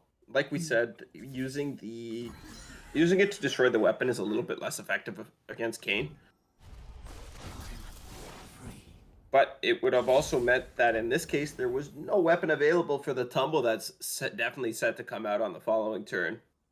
Yeah, and onto that Blooming Cultist, it will just keep stacking more and more elusive damage. Taking out this Vayne has no answer, but the Heedless Resurrection will get the Vayne back, not the Kane. Yes. And I think Dracos is very happy with that, to be honest. I think so too, especially with the tumble being cast this turn. And the Buru Cultist off the top means even more damage could be potentially put out. But actually just going to go ahead and revive the Vayne immediately. Wants to discount it rather than getting another one. And here comes a bar. Oh no, the Scar Vayne is a terrible card to pull there. It's still a unit. There's worse things to have in a border-based matchup. It's not going to do a whole lot right now. This Victor keeps on building. Genesis is really hoping for some regen there. Equipment goes on the Blooming Cultist. Not too surprising. as it's likely Drakos will get a few hits in here, and that's a lot of face damage due to this Buru Cultist pings. Yeah, it is. And we're gonna see the tumble come out as well. Oh Genesis is suddenly looking a little bit dead. That's Bane a gonna 13 generate damage turn. Yeah, Bane's generating another tumble on the following turn, meaning that 2 more damage is gonna be dealt through these Buru cultists. And at this point, I think Genesis has to send the Mystic Shot now, and then if this Blooming Cultist survives, then you have to challenge it. Or I go for the think aftershock. Genesis has to flip this cat and live that way. I think Genesis has to win by ending the game with a 30-30 overwhelm unit this very turn. If they can't manage to do that, this game is donezo. This is so risky. If there's another momentous choice, what's your answer? The ping. You don't have an answer, right? Like you have to do this. You're forced to this. You can't let that attack go through. I'm surprised they didn't commit the Mystic Shot before dropping the Seraphine, to be honest. But there's no reason to, right? You'd rather get them to waste the tumble. If you commit the Mystic Shot beforehand, they can just tumble on something else, right? But momentous choice means you lose the game. So, but you're not playing around a 2 of copy of a card when there's only 3 cards left in your opponent's deck, and there's no reason to pre-commit something when you could when you're going to take the damage anyways if you do that, right? You're not actually reducing any damage by pre-committing that Mystic Shot, and you have ways to dig through your deck and find further answers, not to mention the ping that's in your hand already, additionally, if you do fail, like if they do have an answer to your Mystic Shot. Now, we're seeing Genesis, even though low on Nexus health, now in a very favorable position. Yeah, Genesis did a fantastic job of navigating this turn. Navigating these last 2 turns, actually, I would say. Was looking a little bit rocky, but found the overwhelm on the Victor now. Might use it to poise themselves pretty aggressively. Might just play a little bit more passively. We'll see what they decide to do. The Barkeep gonna attack in here. Now, do we go after this 2-2? That is the question. Seraphine pretty close to leveling. We do have the time trick to reset and like and unbreak our draws if we decide to. I was just wondering. I don't know how close Seraphine is to leveling up. I wish I could see. But if it was on 5, you could have used the Piltover Tellstones. She's at least 7. And taken out the Vein. She's at least 7, right? Right. I was just... Piltover Tellstones would actually take out the Vein, you're right. Yeah, because of the double up from leveled Seraphine on the 3 damage spell. Now, a single Heedless Resurrection in hand will give another Vein. But I don't know how good that is. Giral being picked up here, trying to take out this Victor. Yeah, now, there's a question of what do you do here? Do you transmog this? Your opponent has many strike spells. It's risky. Your Aftershock is doubled if the Seraphine levels now. Yep. If you probably can level the oh my! Oh, that's a conversion for 2 mana. That's pretty poggers. I need to know how close Seraphine is to leveling. It doesn't matter if you double cast it, right? It doesn't actually make it. 2 Victors. Okay, you're right. You reshuffle, you rearrange the board so you get 2 Victors. You're absolutely correct. That could end the game. Of course, there is a Furious Wielder and a single combat, so... Yeah. But not enough mana to equip the weapon on top of that. Draco's actually... Oh my, he didn't see it! No, it's the safe play though, isn't it? It's the safe play. No! I don't care. That's just wrong. It would have made such a great highlight, but instead, just going for the Aftershock onto the Buru Cultist. So it was the right call because we were 1 spell off of flipping the Seraphine to get it double cast. But it is tragic to see. Now, we're actually just gonna let the Victor die? I guess we have another one, but... Maybe you're making board space for the cat? Oh, okay, that's a possibility. As we're seeing the doubled up Black Spear coming through, and now the only unit Drakos has is off this Heedless res. Yeah, which will be another Vayne, which doesn't do a whole lot in this spot. Genesis may have found their way back to a 1-1 game state and kept their dreams alive in this set. Genesis, just wondering. Plays the Victor. Okay, not going for the cat, but we'll get 2 procs of the evolution. No, No, it's you know, not new. Oh, okay.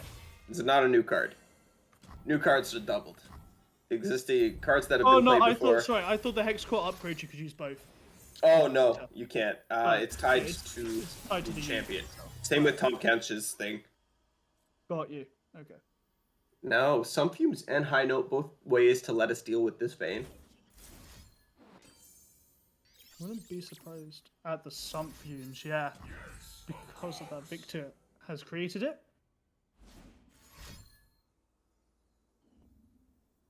Oh, this is hard for Drakos to find a way back in here. Yeah, this is donezo, unfortunately. This is going to be answered by either the Vengeance or the Some Fumes. Some Fumes first, then we'll see the Furious Wielder come out to try and get over this, which will be answered by the Vengeance, and that'll likely be the final nail in the coffin for the side of Dracos. I imagine we'll see an FF come out after this. The Seraphine is falling. You can't keep her alive for any longer. But without a board, Genesis will just steamroll Drakos' Nexus. We have every possibility. But the Vayne does fall. The cat getting closer and closer, and the Victor getting that elusive. That's what you want on your heavy hitters. I really want to see a parallel convergence, but I don't think we're going to. Genesis spoiled our hopes and dreams. We still might. This isn't lethal. Yeah, we might see Genesis top deck a parallel convergence and swing with so many units.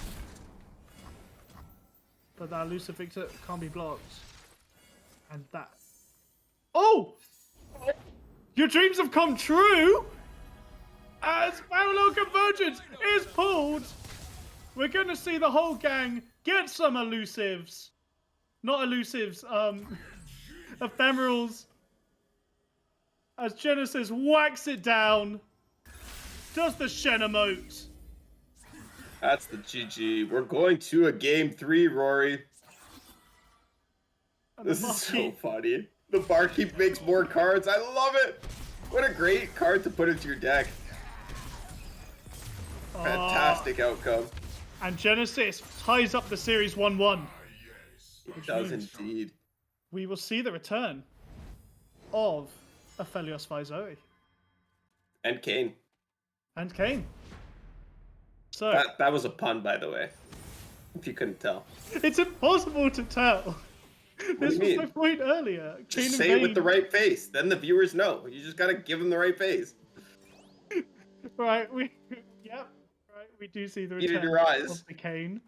So we have gotten an update from the other side of this match from their teammates. Cosimo went 2-0 against Robin. So that puts Ruterra Pals up 1-0, I think. Yep.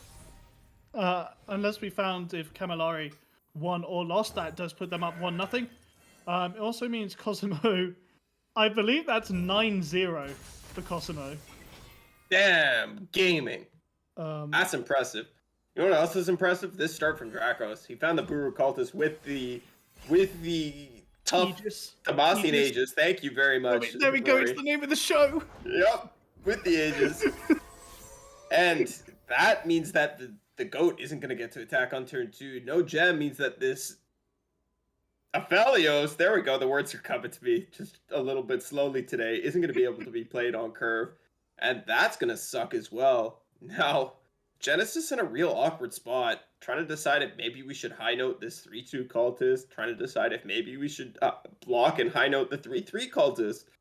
We'll see what happens after this pass, which I imagine is going to come out now. Yeah, I mean, the absolute crazy one is if Dracos. Right, I don't think this will happen, but if Dracos swings, you block the cultist with the goat, high note it, Mhm. and then you thermo beam the blooming cultist. I don't think it will happen because you need to save that thermo beam for Vayne. But if you're really scared of these elusive procs and just trying to remove as many units as possible, that would be an option for you. Yeah, not a terrible option for sure. Looks like the high note was being considered and decides the pass is more worth it. Now, actually, we may see things play out exactly as you described, Rory. I know I would be sorely tempted to go ahead and cast this Thermo. It's turn 3. We didn't see a Vayne played. And hey, that looks pretty good to me. Genesis, perhaps a little bit more reserved than I, though. Does hold off and is going to be rewarded for it. So Genesis is in a tricky spot here because unless you commit the sump fumes, you're not getting your Nightfall off on the Aphelios. Yeah, and you have to play in plane. Demons walk among us. I'm okay with that. As men. I would have passed actually, because now you don't have an answer to the Vayne. So the Immediately. problem with a pass is that you're in a really bad spot if they go open attack and have a Right. catch or a sharp sight, right?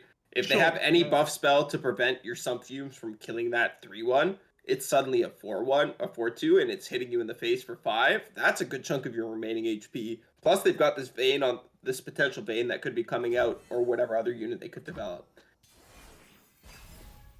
Very good point. As Genesis right now holding on, the fan club president could do a lot of work here. Yeah, I don't know if we're gonna have the time to play it just yet, though. The The- Celestial Wonder is looking mighty Yeah. good to me. Yeah, that's what I was staring as well. Celestial Wonder just to buy time this turn so you can drop bar next turn. And that barkeep being the extra unit on board will just do a lot of work dissuading an open attack. Mm-hmm. That is a very tanky combat cook. That's It is dropping indeed. down. We're gonna see a gem played out, and the fan club president actually. These are some funny cards. Unworthy Soul here wouldn't be the worst. Destroys really the good equipment. pickup. Destroying the Aegis could be Speaking of very Aegis, valuable. it's hilarious that you can get that rally off the fan club president now. Yeah, I mean- two mana barrier and Mhm. rally. Kind of disgusting. There we go. The only Aegis is down right now, but Furious Wilder will still be active. And now the Cane has been pulled. Yeah, that makes 3 Dracos. cultists. Origin Dracos. ability activates. Is in a very happy spot right now. Yeah, now Genesis has to consider if they have the time to play this bar down. And I don't know that they do. I think I No. might be looking to get some HP back off of this Aphelios, set him up nicely. See Yeah, what we can do that way. I think it's a Felios gun into Reggie. He's your real play here. Just to get some units on the board. That combat cook will still be able to attack with the tumble if Dracos wants, but Kane will be able to take out a Felios next turn. Yes, he will. And these options are not exactly what you're looking for. True Shot Barrage really not doing a lot of work here. Assembly line might be your best bet. Yeah. Genesis agrees with me there. Desperately looking for units. And a Heedless Res can do so much work for Dracos. It's a pretty nice addition to this hand. Gives you a little bit of protection for your units. You already have removal and enough other units to just have on this board that you're not really concerned with finding something else. I think I'd look for it. I think I'd take the pick. Completely agree with you on that one, as Crescendum is in hand, can get you another unit, which you desperately need. It looks like they're going to play it out this turn as well. Oh, reconsiders. No, actually going for the pass.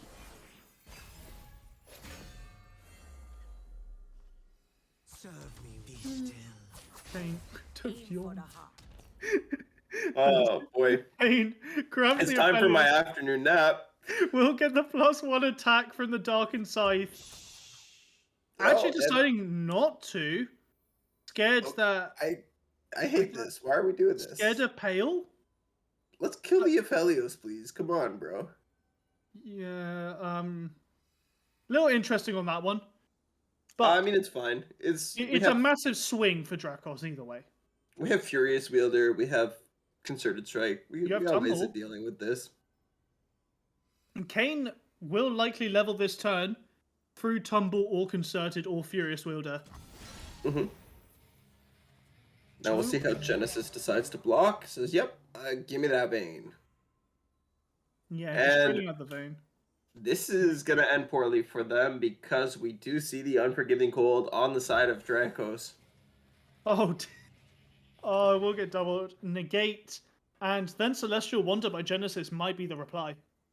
Yep, could be the reply indeed, but that just gets answered by a Tumble. Tumble It doesn't care. does, but you're fighting to keep your Nexus HP as high as possible here.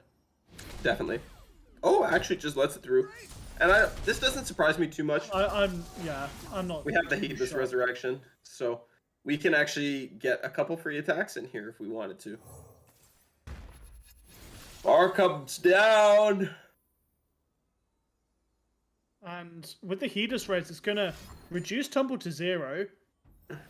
Dracos doesn't really want to give that time away.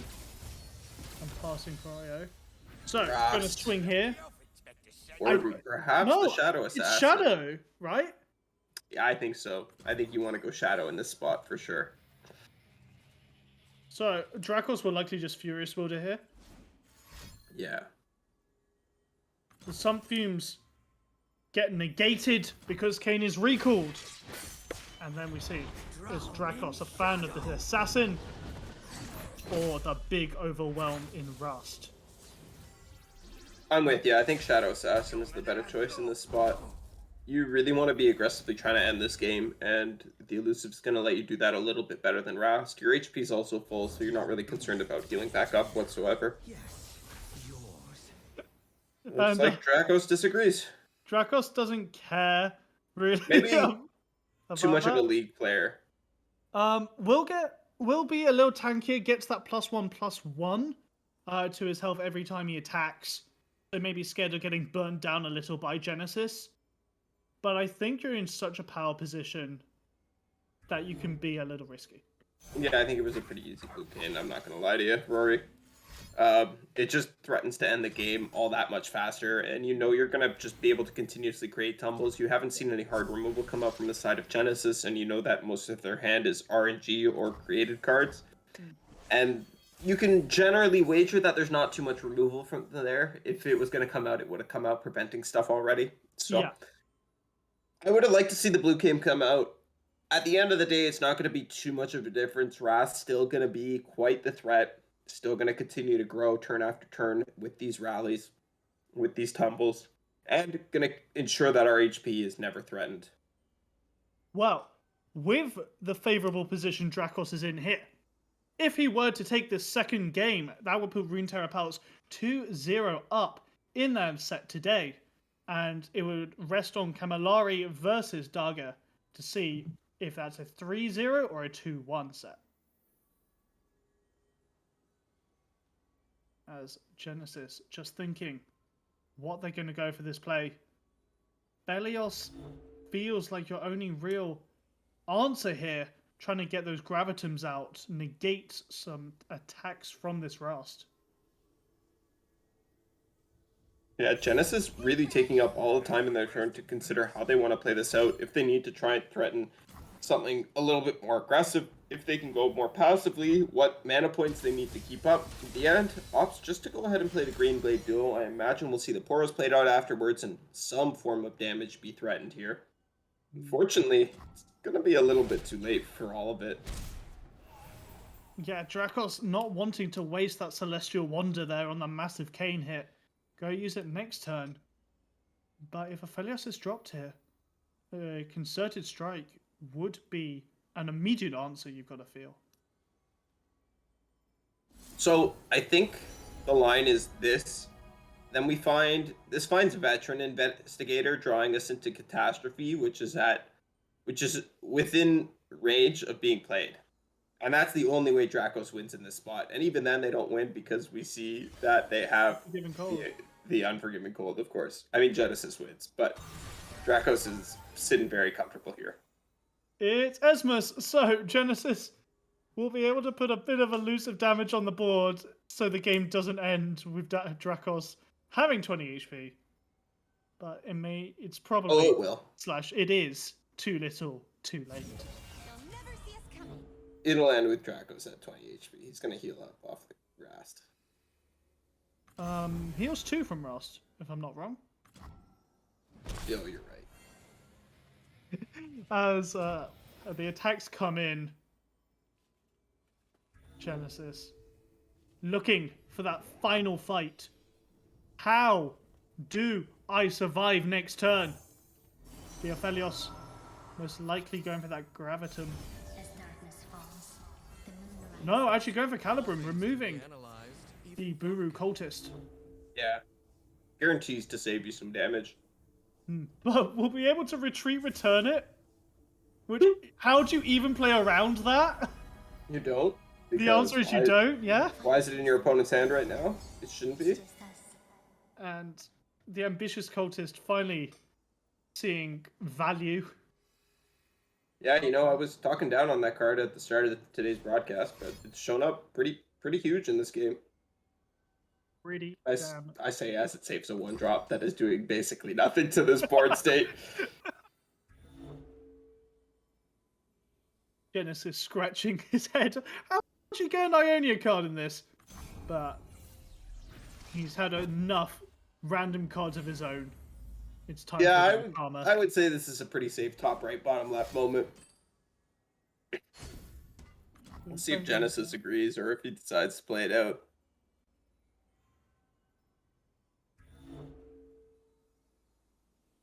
Time is coming down. Thermogen, Let's everything's getting thrown go. at this cultist. Are we gonna play a Poro too? We should play a Poro too. Not that it matters. I mean, I guess we are surviving this turn. We do have the Celestial Wonder. Yeah, true. Rust will get tumbled in. With a Yeah, massive overwhelm. we can't stun something twice, so I guess we're not surviving this turn. I spoke too soon. Yeah, Spacey Sketch is too slow. Even if you wanted to find that Crescent Strike, we still wouldn't be able to negate the tumble. The blocks are coming in here. Also, once something has been stunned, you can't reapply stun to it, I don't think. I've done it with Yasuo before, I'm pretty sure. Oh, maybe I'm wrong then. Maybe I'm wrong. I thought once you've stunned something, it works the same way as like Frostbite something. No, so it goes back around if it's a like beginning of turn effect, Okay.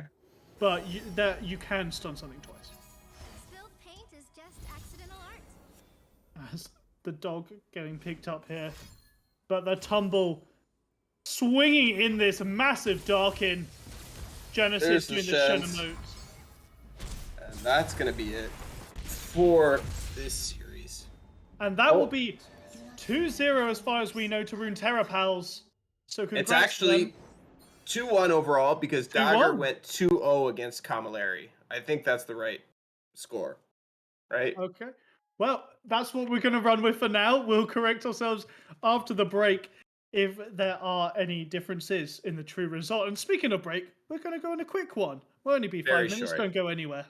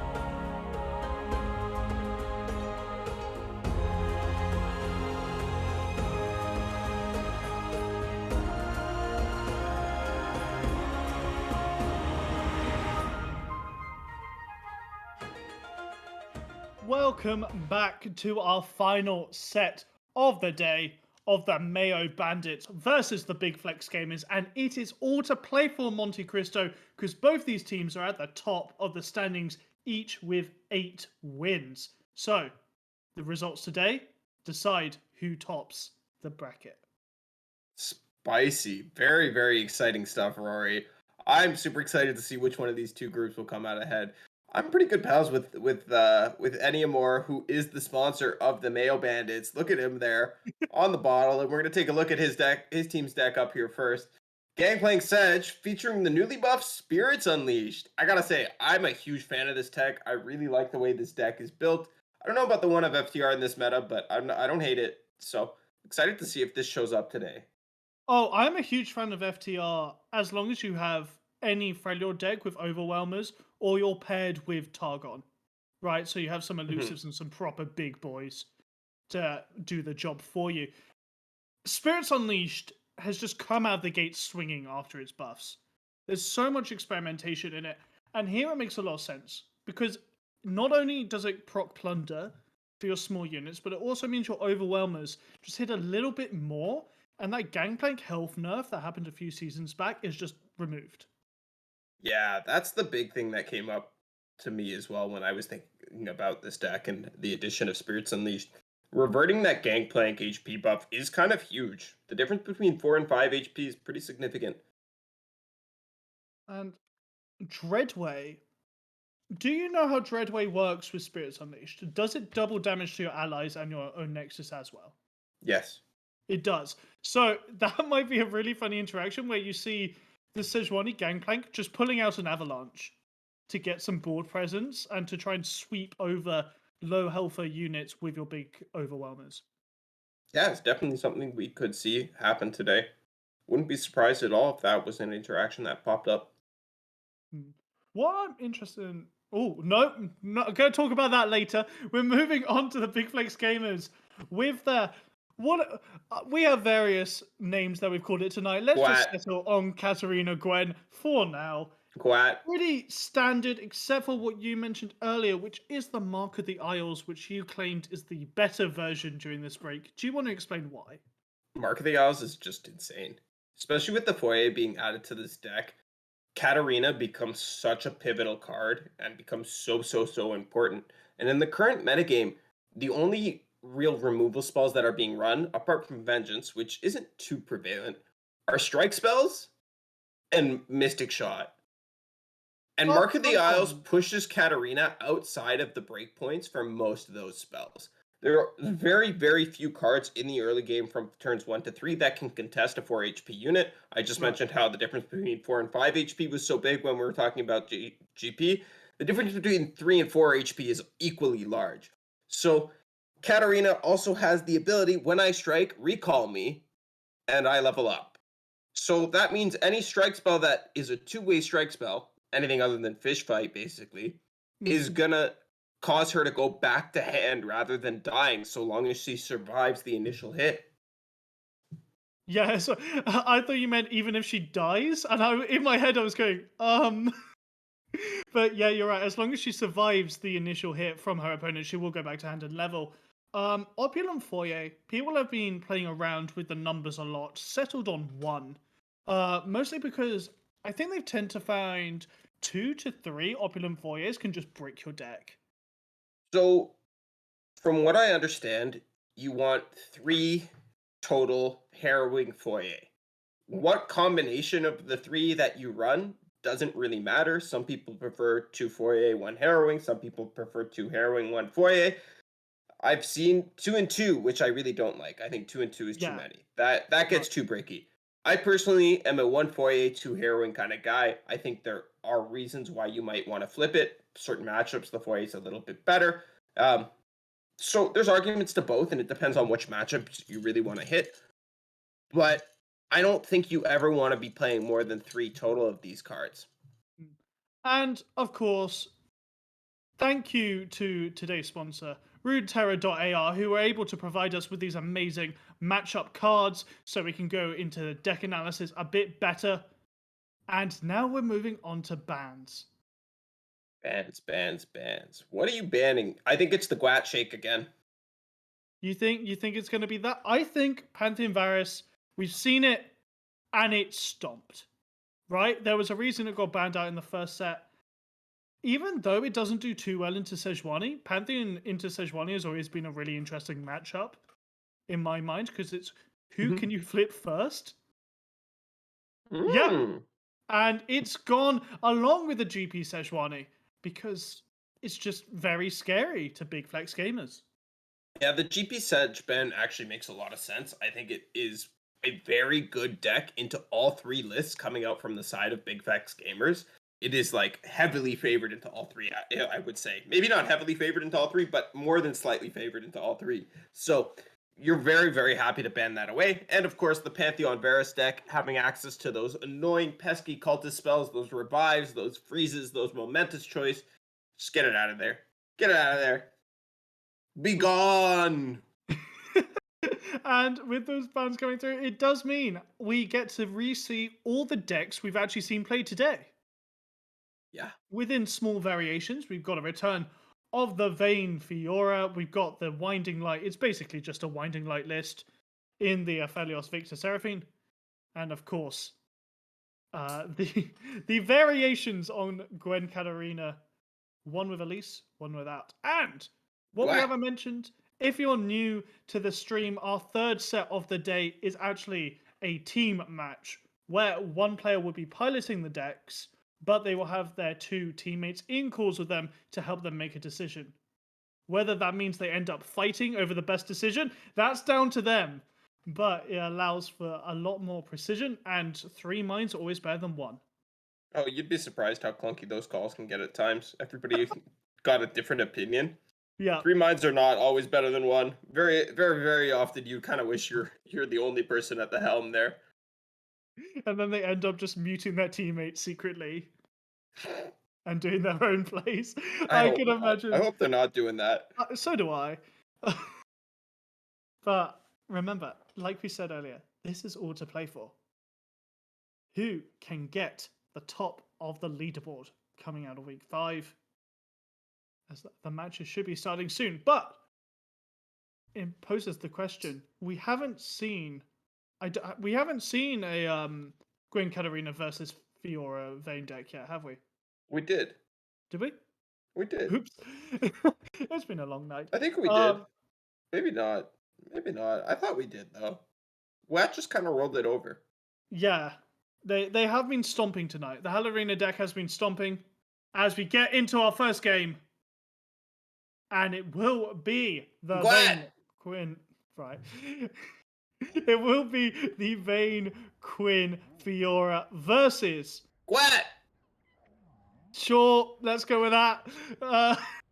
As actually a really nice opener for the Mayo Bandits. Maybe only getting rid of the Ruin Reckoner in the opener. Actually, no. Yeah, I'd kick both. Now this opener looks nuts. This Yeah, is now insane. this is insane opener. This is I'm not- insane. Oh my god. It's This is the illegal. perfect. It's the perfect hallowed opening. How can 0 champions beat 3 champions? They can't. It's impossible. And the triple equipment pool for Big Flex gamers is not going to do that much unless they have good units on the board to use them. Yeah, it's pretty yikes. I won't lie to you. Pretty yikes. Just stuck with this Petricide Broadening right now. If Big Flex gamers don't draw another unit, it won't even have Challenger. Nope. Oh, the shop site's pulled. Feels And that bad, means- man.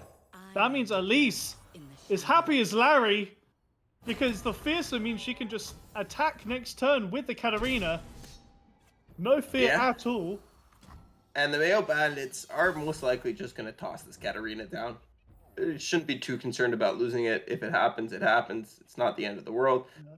And as I say that, of course, a fish bite shows up, and the Katarina is going to go down if she's played. Maybe we will see her held off a turn or two, just in case. I wouldn't be surprised. Yeah, I was thinking, is either an open or you stun up this Broadwing. Well, there's no point to that, right? Yeah, there's no point. I mean, it's 3 extra damage, but woohoo, 3 extra damage. Yeah, you're not really achieving much, especially without Ravenous Flock in hand. Yeah. So you're either going for the Katarina level up or you're happy taking this open, I think. You could also develop the 2-drop, which is Of course, yeah. fine because it is a fearsome unit as well. So you're pushing 3 damage that way. That's acceptable. I actually think if we're going for the open attack, the 2-drop develop might have been slightly better. Yeah, you're not wrong. Yeah, But look, it's the same amount of damage got pulled either way, and now you have a Spiderling on your board. holding this mana also lets you represent cards, Yeah, definitely. which can be important, can be pretty critical there. Mana I'm isn't great for this deck, though. a little surprised to see the Jural played as a weapon there. Is not going to be able to come down as a Jural for another 2 turns regardless, but I don't know. It's not doing a whole lot for you. Yeah, really suffering here that they can't get Challenger onto this Petricite Broadwing right now. Yeah. They're really hoping to top deck a unit here. They do! They find the Combat Cook! Unfortunately, it's still just going to be met with a couple of stuns coming out of this Arachnoid Sentry. Sure, you can take the... I think you take the Fix 'em Up 5000 here over the Sandstorm. Oh, 100%. Yeah. And you're pretty happy with the quick attack, but still, it's just going to get chump blocked by a Spiderling, and then what are you going to do after that? No, Of course, this fish bite still sitting in the hand as a threat, meaning none of these units are going to be safe. Well, the Big Flex gamers did decide that they wanted their Combat Cook to be a bit spookier. They went with the Sandsworn Amulet. Yeah, interesting. Does This can just be get blocked now. by Arachnoid Sentry. Does Or if indeed. you want the Hallowed stack, you do go for the Aristocrat. Not the Aristocrat, the Butler. Yeah, I think we trade off the Butler because our leases actually could flip this game. Funnily enough, we may actually be able to flip this Elise with the That would sand. be interesting as a one-off. The Elise getting flipped. You know, it's a big power play a lot of the time, Ooh. but Ruined Fallen Reckoner. yeah, Granting this can't is- block is really nuts here. is Fishbite good. might come out This just is to good get stuff. rid of this Elise. good stuff. You're very happy to see this. If you're Enemur's Male Bandits, Big Flex gamers, on the other hand, aren't too happy with their next top deck. They're really back against the walls here. These Darkin Harps are just bricking their hands. They can't really get anything done with them. Yeah, not at 8 mana yet to get the Siratu.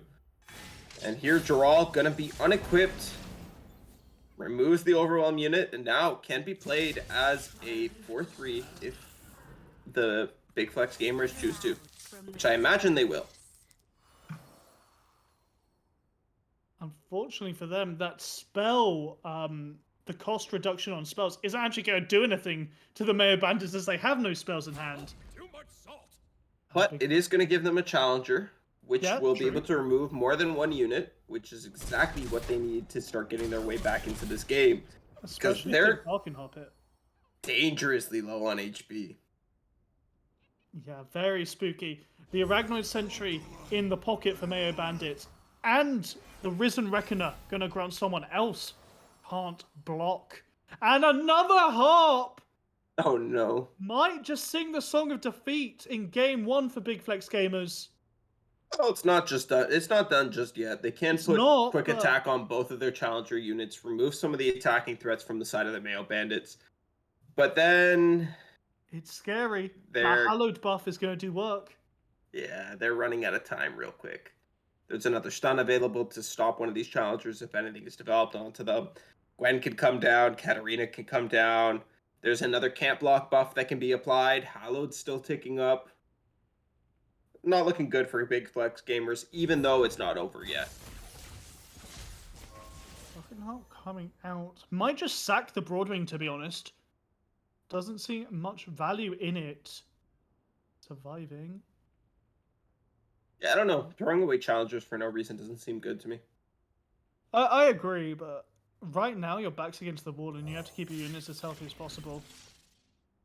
As the Ragnar Sentry is coming down, going to stun up the Broadwing. Will Jarrell the get a Jural. Interesting. I think I probably would have stunned the Jural, especially since we have this Glimpse from Beyond in hand.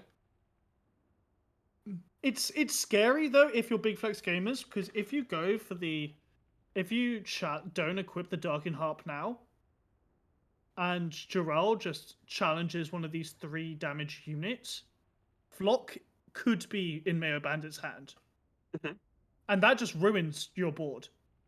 Yeah, but there's no reason to not equip the Darkened Harp at this point, right? Oh, We've completely. seen 2 stun spiders out of 2, so nothing else will contest it from this point.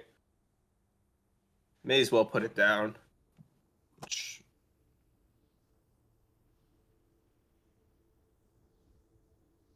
Burning up the time. Mayo Bandits are at no risk at all. Not gonna. Looks like flex gamers aren't going to equip the harp. Interesting. Gonna risk that Mayo Bandits don't have Flock.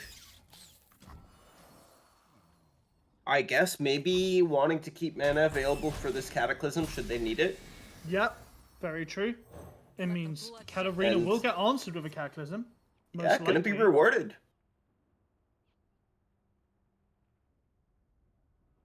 If the Cataclysm does come out, Glimpse is still available for the Mayo Bandits, so they'll be able to get some value out of this play.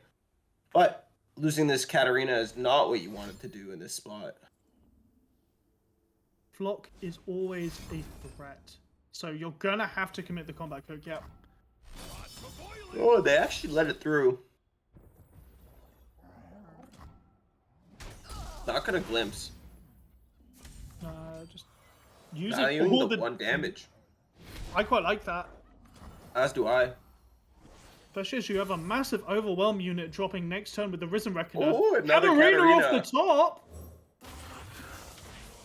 Not quite gonna go for it that yet, though. Instead, gonna apply another camp lock and most likely play out this Gwen.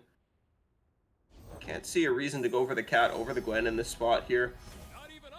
Big flex gamers were gaming enough to top deck another unit, but it's not gonna be enough. They're just gonna be completely overwhelmed on this board. Not enough units that can block due to the power of this Fallen Reckoner. Not to mention the fact that Gwen herself is going to deal 2 direct damage to the Nexus and benefit from the Hallowed proc a second time.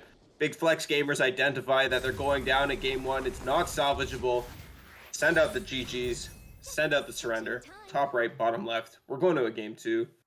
And that opening hand for Mayo Bandits was lovely. Oh yeah. It When you was see so nice. when you see all 3 of your champions in a 3-champ deck in your opening hand and they're curving, you're pretty happy with that. It's gorgeous. Unfortunately, the triple harp draw did neuter big flex gamers a little. Triple heart plus the Aegis. Triple harp. That was quadruple Darkin. That was that's icky. That's why I think we've seen less and less of this Vayne PNC deck as time has gone on. People have realized that maybe it's a little bit clunky. But we've also seen it have some very, very strong performances as well. Maybe not today, but I know during the World's qualifiers, it looked very good, especially for some players like Donut. Yeah, really good on them. Now, big flex gamers have a bit of a better hand. We'll be able to harp up that blinding assault. For now, is a bit scary, but we'll be able to get rid of both a Seraphine or an Aphelios if they dropped and would have to be removed. Yeah, this is a much stronger opener coming out from the side of big flex gamers. I have to imagine that they got to be feeling a lot better about this one. Yeah, they actually threw away a lot of their hand, but managed to draw a much nicer curve this time, with the Vayne included. You cannot hold us down. And we're just going to see units traded off on turn 1. Nothing out of the ordinary here. Mayo Bandits might just pass this turn so they can use Aphelios' moon weapons next turn. Most likely we'll see a goat developed so it can get some value. You do have to be concerned about board parity in this matchup, and it's better to get the goat down on turn 2 with the token so that way you can hopefully generate a free gem. Obviously, we're going to see that big flex gamers have the option to throw down a unit in response and block if they so choose, which most likely they will. Yeah, I don't really think you can get away with letting the goat get multiple gems in this matchup. It's just so much value for the Aphelios, especially keeping him just outside of lethal range. Mm-hmm. Yeah, that little bit of healing can be very important, as can that extra bit of damage. Any free cards are great in this game. As Big Flex Gamers doing the big decisions here. I don't think they ever sack Valor. Yeah, I so think you really keep that for an equipment. that's what they're considering here, right? I think they're trying to decide Oh, if they they're going are. for Valor into something on the following turn, or Don't see much value in keeping Valor in hand then, if they already have the challenger in the form of the Petrosite. Wouldn't be surprised at a Vayne drop here. Actually, Those who yeah, kill innocent just getting that tumble more than discounted fiends. as early as possible. no risk of thermal beam or anything in this spot, No. so very, very safe. And now that dust pedal dividends from that turn 1 draw. Gonna create the crescendo. As just a little bit of Nexus damage gets pushed by the Vayne. Will progress her level up slightly. But you gotta think into P&Z, how likely are you to get this Vayne leveled? Pretty likely. Crescendo. Pretty likely. If you didn't see them set up for a thermal beam on turn 3, the odds are they don't have it. And outside of that, there's not too much removal coming out of this deck. There's obviously Sunbursts and Pharaoh's Financier cards, but we haven't seen a Pharaoh's Financier played. And again, if there was a Sunburst, maybe we would have seen this Aphelios held off a little bit. Equinox is gonna get rid of the formidable. As well as any potential challenger. Yeah. That's really rough, as Big Flex Gamers were maybe hoping to tumble that unit in and equip Darkin Harp. Getting a You can little... still put Darken Harp on it. Not the worst thing in the world to have a 2/3 No, it quick would- attack yeah. unit. You're not wrong. Or maybe you just tumble the Vayne in, actually. 5 Not a quick bad attack. idea. It's a very nice unit to have. Moonlight has illuminated. Remember, we're the ones who make As the progress. Mayor Bandits did draw their one-off of Cataclysm, and that'll be their main win point for now. Double Seraphine in hand. How much work can she put in with all those generated spells? We'll see which champion can generate the better spells and the more effective ones for this game state. Will it be Vayne with her set tumbles, or will it be the Seraphine with the random RNG bullshit? Find out next time on Dragon Ball Z. So here, turn 5. Mayor Bandits are really hoping to get back alley bar. But on turn 6, or just as soon as possible, really, to get those RNGs rolling. As the Aegis has been drawn, could be really nice to summon Jural anytime soon. Not a bad turn to play Jural. Looks like instead we are going to see a tumble come out with this Darken Harp onto the Vayne. I imagine we'll see a chump block from the Spacey Sketcher here. Can I paint you? No Yeah, reason to and do what's anything else. important is there's a Condemn in hand. There So is if indeed. If Big Flex Gamers attack again, that Condemn's going down to 1 mana, I believe, and that Aphelios is gonzo. That is correct, Rory. This Aphelios is going to be off the field, meaning that Eniamor's male bandits are going to have to start committing towards this Seraphine. They will have the advantage of knowing that it's a little bit safer. Seeing the Condemn come out and only 2 cards left in hand means that they shouldn't be too concerned about anything. No, Apprehend. they'll still have a ton of RNG on their side. This Petrosite Broadwing as well is pretty useless as it Very, stands. very dead. Unfortunately, the spell that it they is a rock. generated off of this Seraphine was also pretty useless. Apprehend, pretty cool when you have a Darius on the board. Without him, though, pretty lackluster. Slow speed spell. Yeah, Actually gonna show up and be okay here. So, Inama's Mayo Bandits, what do you commit? Do you even go for the Forge Chief? Because if that Forge Chief strikes, Condemn is now available. You get that mana I back. think you have to stun the Jural, right? Yeah, I agree with you. Kind of just have to let too them get the powerful. Condemn mana. Big Flex Gamers played this so nicely. And we actually see now the Darkenheart being able to come online when you don't draw 3 of them. Yeah.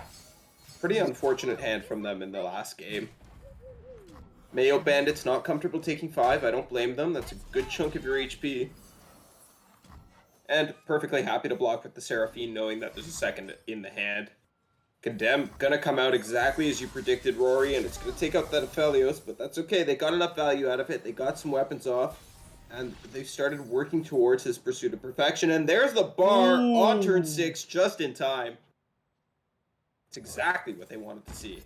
Yeah, it gets that unit out. Oh, it's not the best created card out there. There's Not worse the- cards, though. It is And a unit. it's not the end of the world. It's a cheap unit in a matchup where units matter, and it has high attack in a matchup where high attack matters. Yeah. It could be worse. Big Flex Game is really looking to level up this vein now. Might just tumble, to be honest. They know they have no threat on this vein. Yeah, Tumble is going to be pretty safe here. They're just having the decision. Castaway Gonna play comes the down Castaway. first. It will attune, of course. Oh, but you can get Oh, you you can get can Scout. rally now. And that might actually put the game firmly on the side of Big Flex, firmly in the favor of Big Flex gamers. This Scout rally means that they're going to be able to take out both the units from the side of Anymore's Mayo Bandits in the next attack. And Vayne is going to flip and continue developing 0 mana tumbles at the start of every single turn. It's insane. It's kind of nuts right now. As I'd be shocked if they didn't pick the rake. Oh, wow. They went for the fixum, prioritizing that quick attack instead. Vayne tumbles in.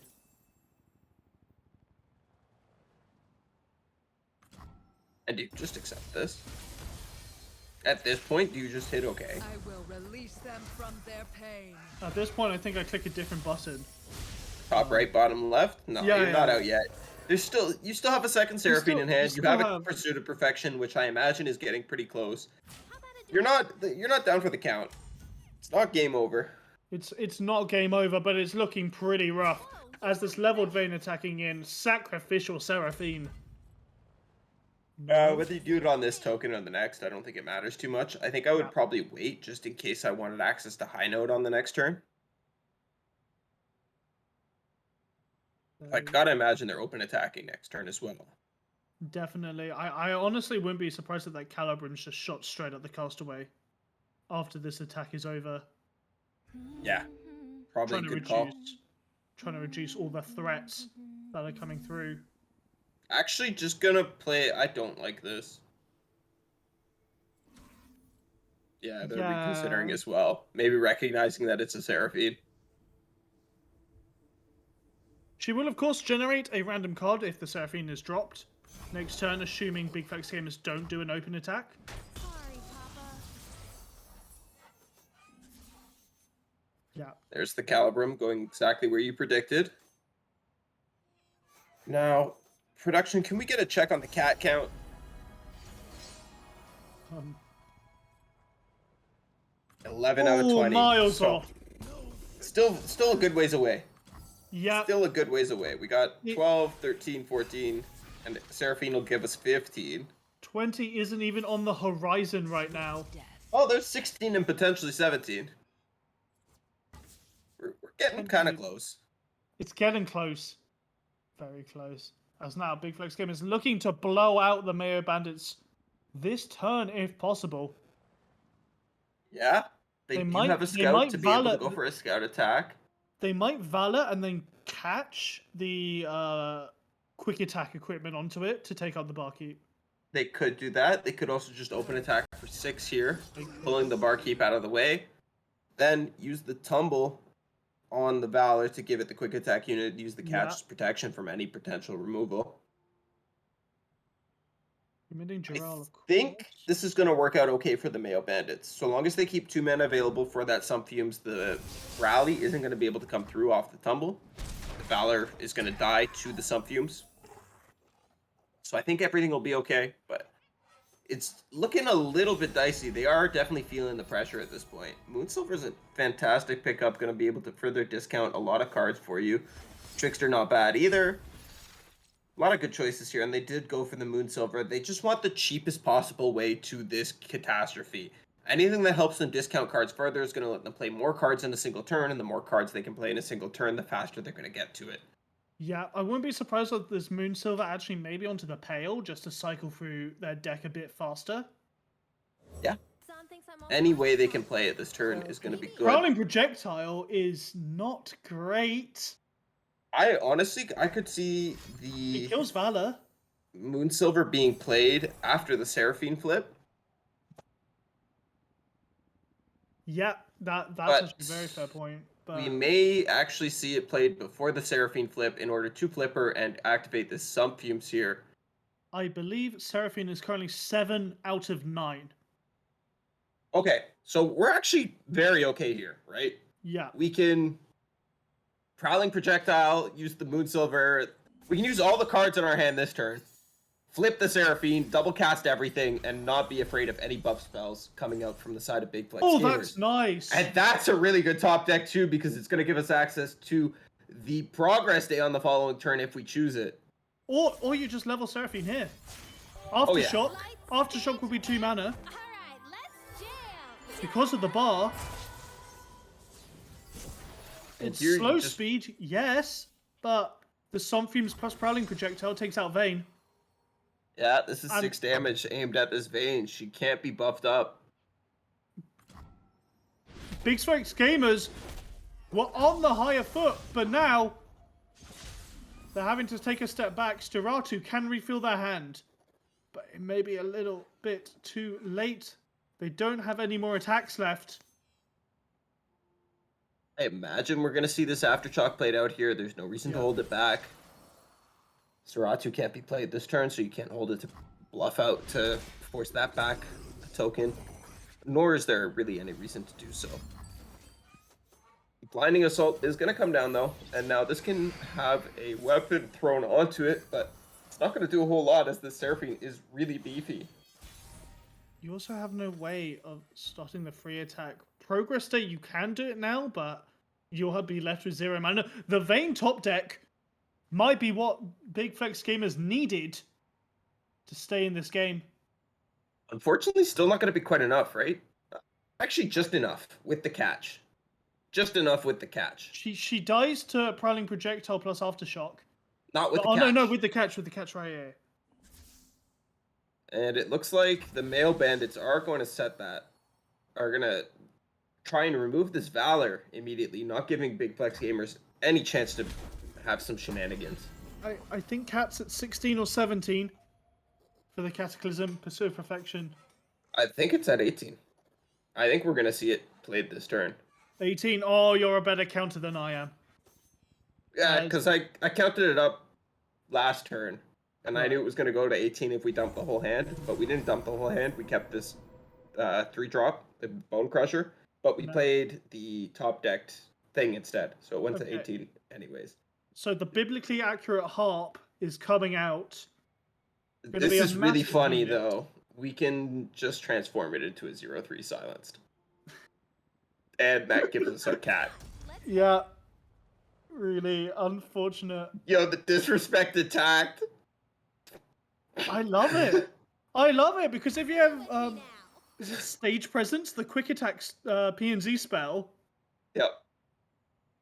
then Steratu Fools might just actually no, because if you chump block with the 0-3 now, Steratu can't be transformed. You just transform it on the stack, right? Yeah, but then you have to pre-commit. Well, you have to do it before the next turn anyways, because Yeah. you don't want the Seratu drawing. So right here, they're just trying to decide if they want the Progress Day for the draw, but I think the safer play is just stop the Seratu. You're going to get a cat. You're very happy once you have the cat. I hope they put that the right way. I was just going to say, that's not very just Mayo quick. Bandits. Don't mess this up and spawn 2 Steratu. No, we're all good. Okay. It was very quick. I don't know. Like, I'm pretty confident when I do things, but I check the eye like 2-3 times, and then I I'm like, read all that right. every time, yeah. And now the cat is online. We're going to see the Bone Crusher played out instead. This is perfectly fine. No reason to go fast when they can go slow. This isn't at risk of killing them. Maybe trying to be a little bit cheeky and get 2 cats off, but I think that's a bit of a pipe dream in this game. Yeah, I don't think that's happening anytime soon. Male Bandits drop the Pursuit of Perfection. Big Flex Gamers see it. Looks like they're going to be gentlemen and allow it to connect with the face. I don't think there's any real way of them winning this game from this point. The Shen emote comes out. Cat blocks the Vayne. Weapon goes back to hand. Now we're just left with a couple O3s here. Yeah, you got 2 gargoyles on the top of your house. That's what you're stuck with here. As the massive cat goes in for the swing. Catastrophe takes it down. Male Bandits take it to 2-0 and secure themselves first place in the group. Congratulations to them.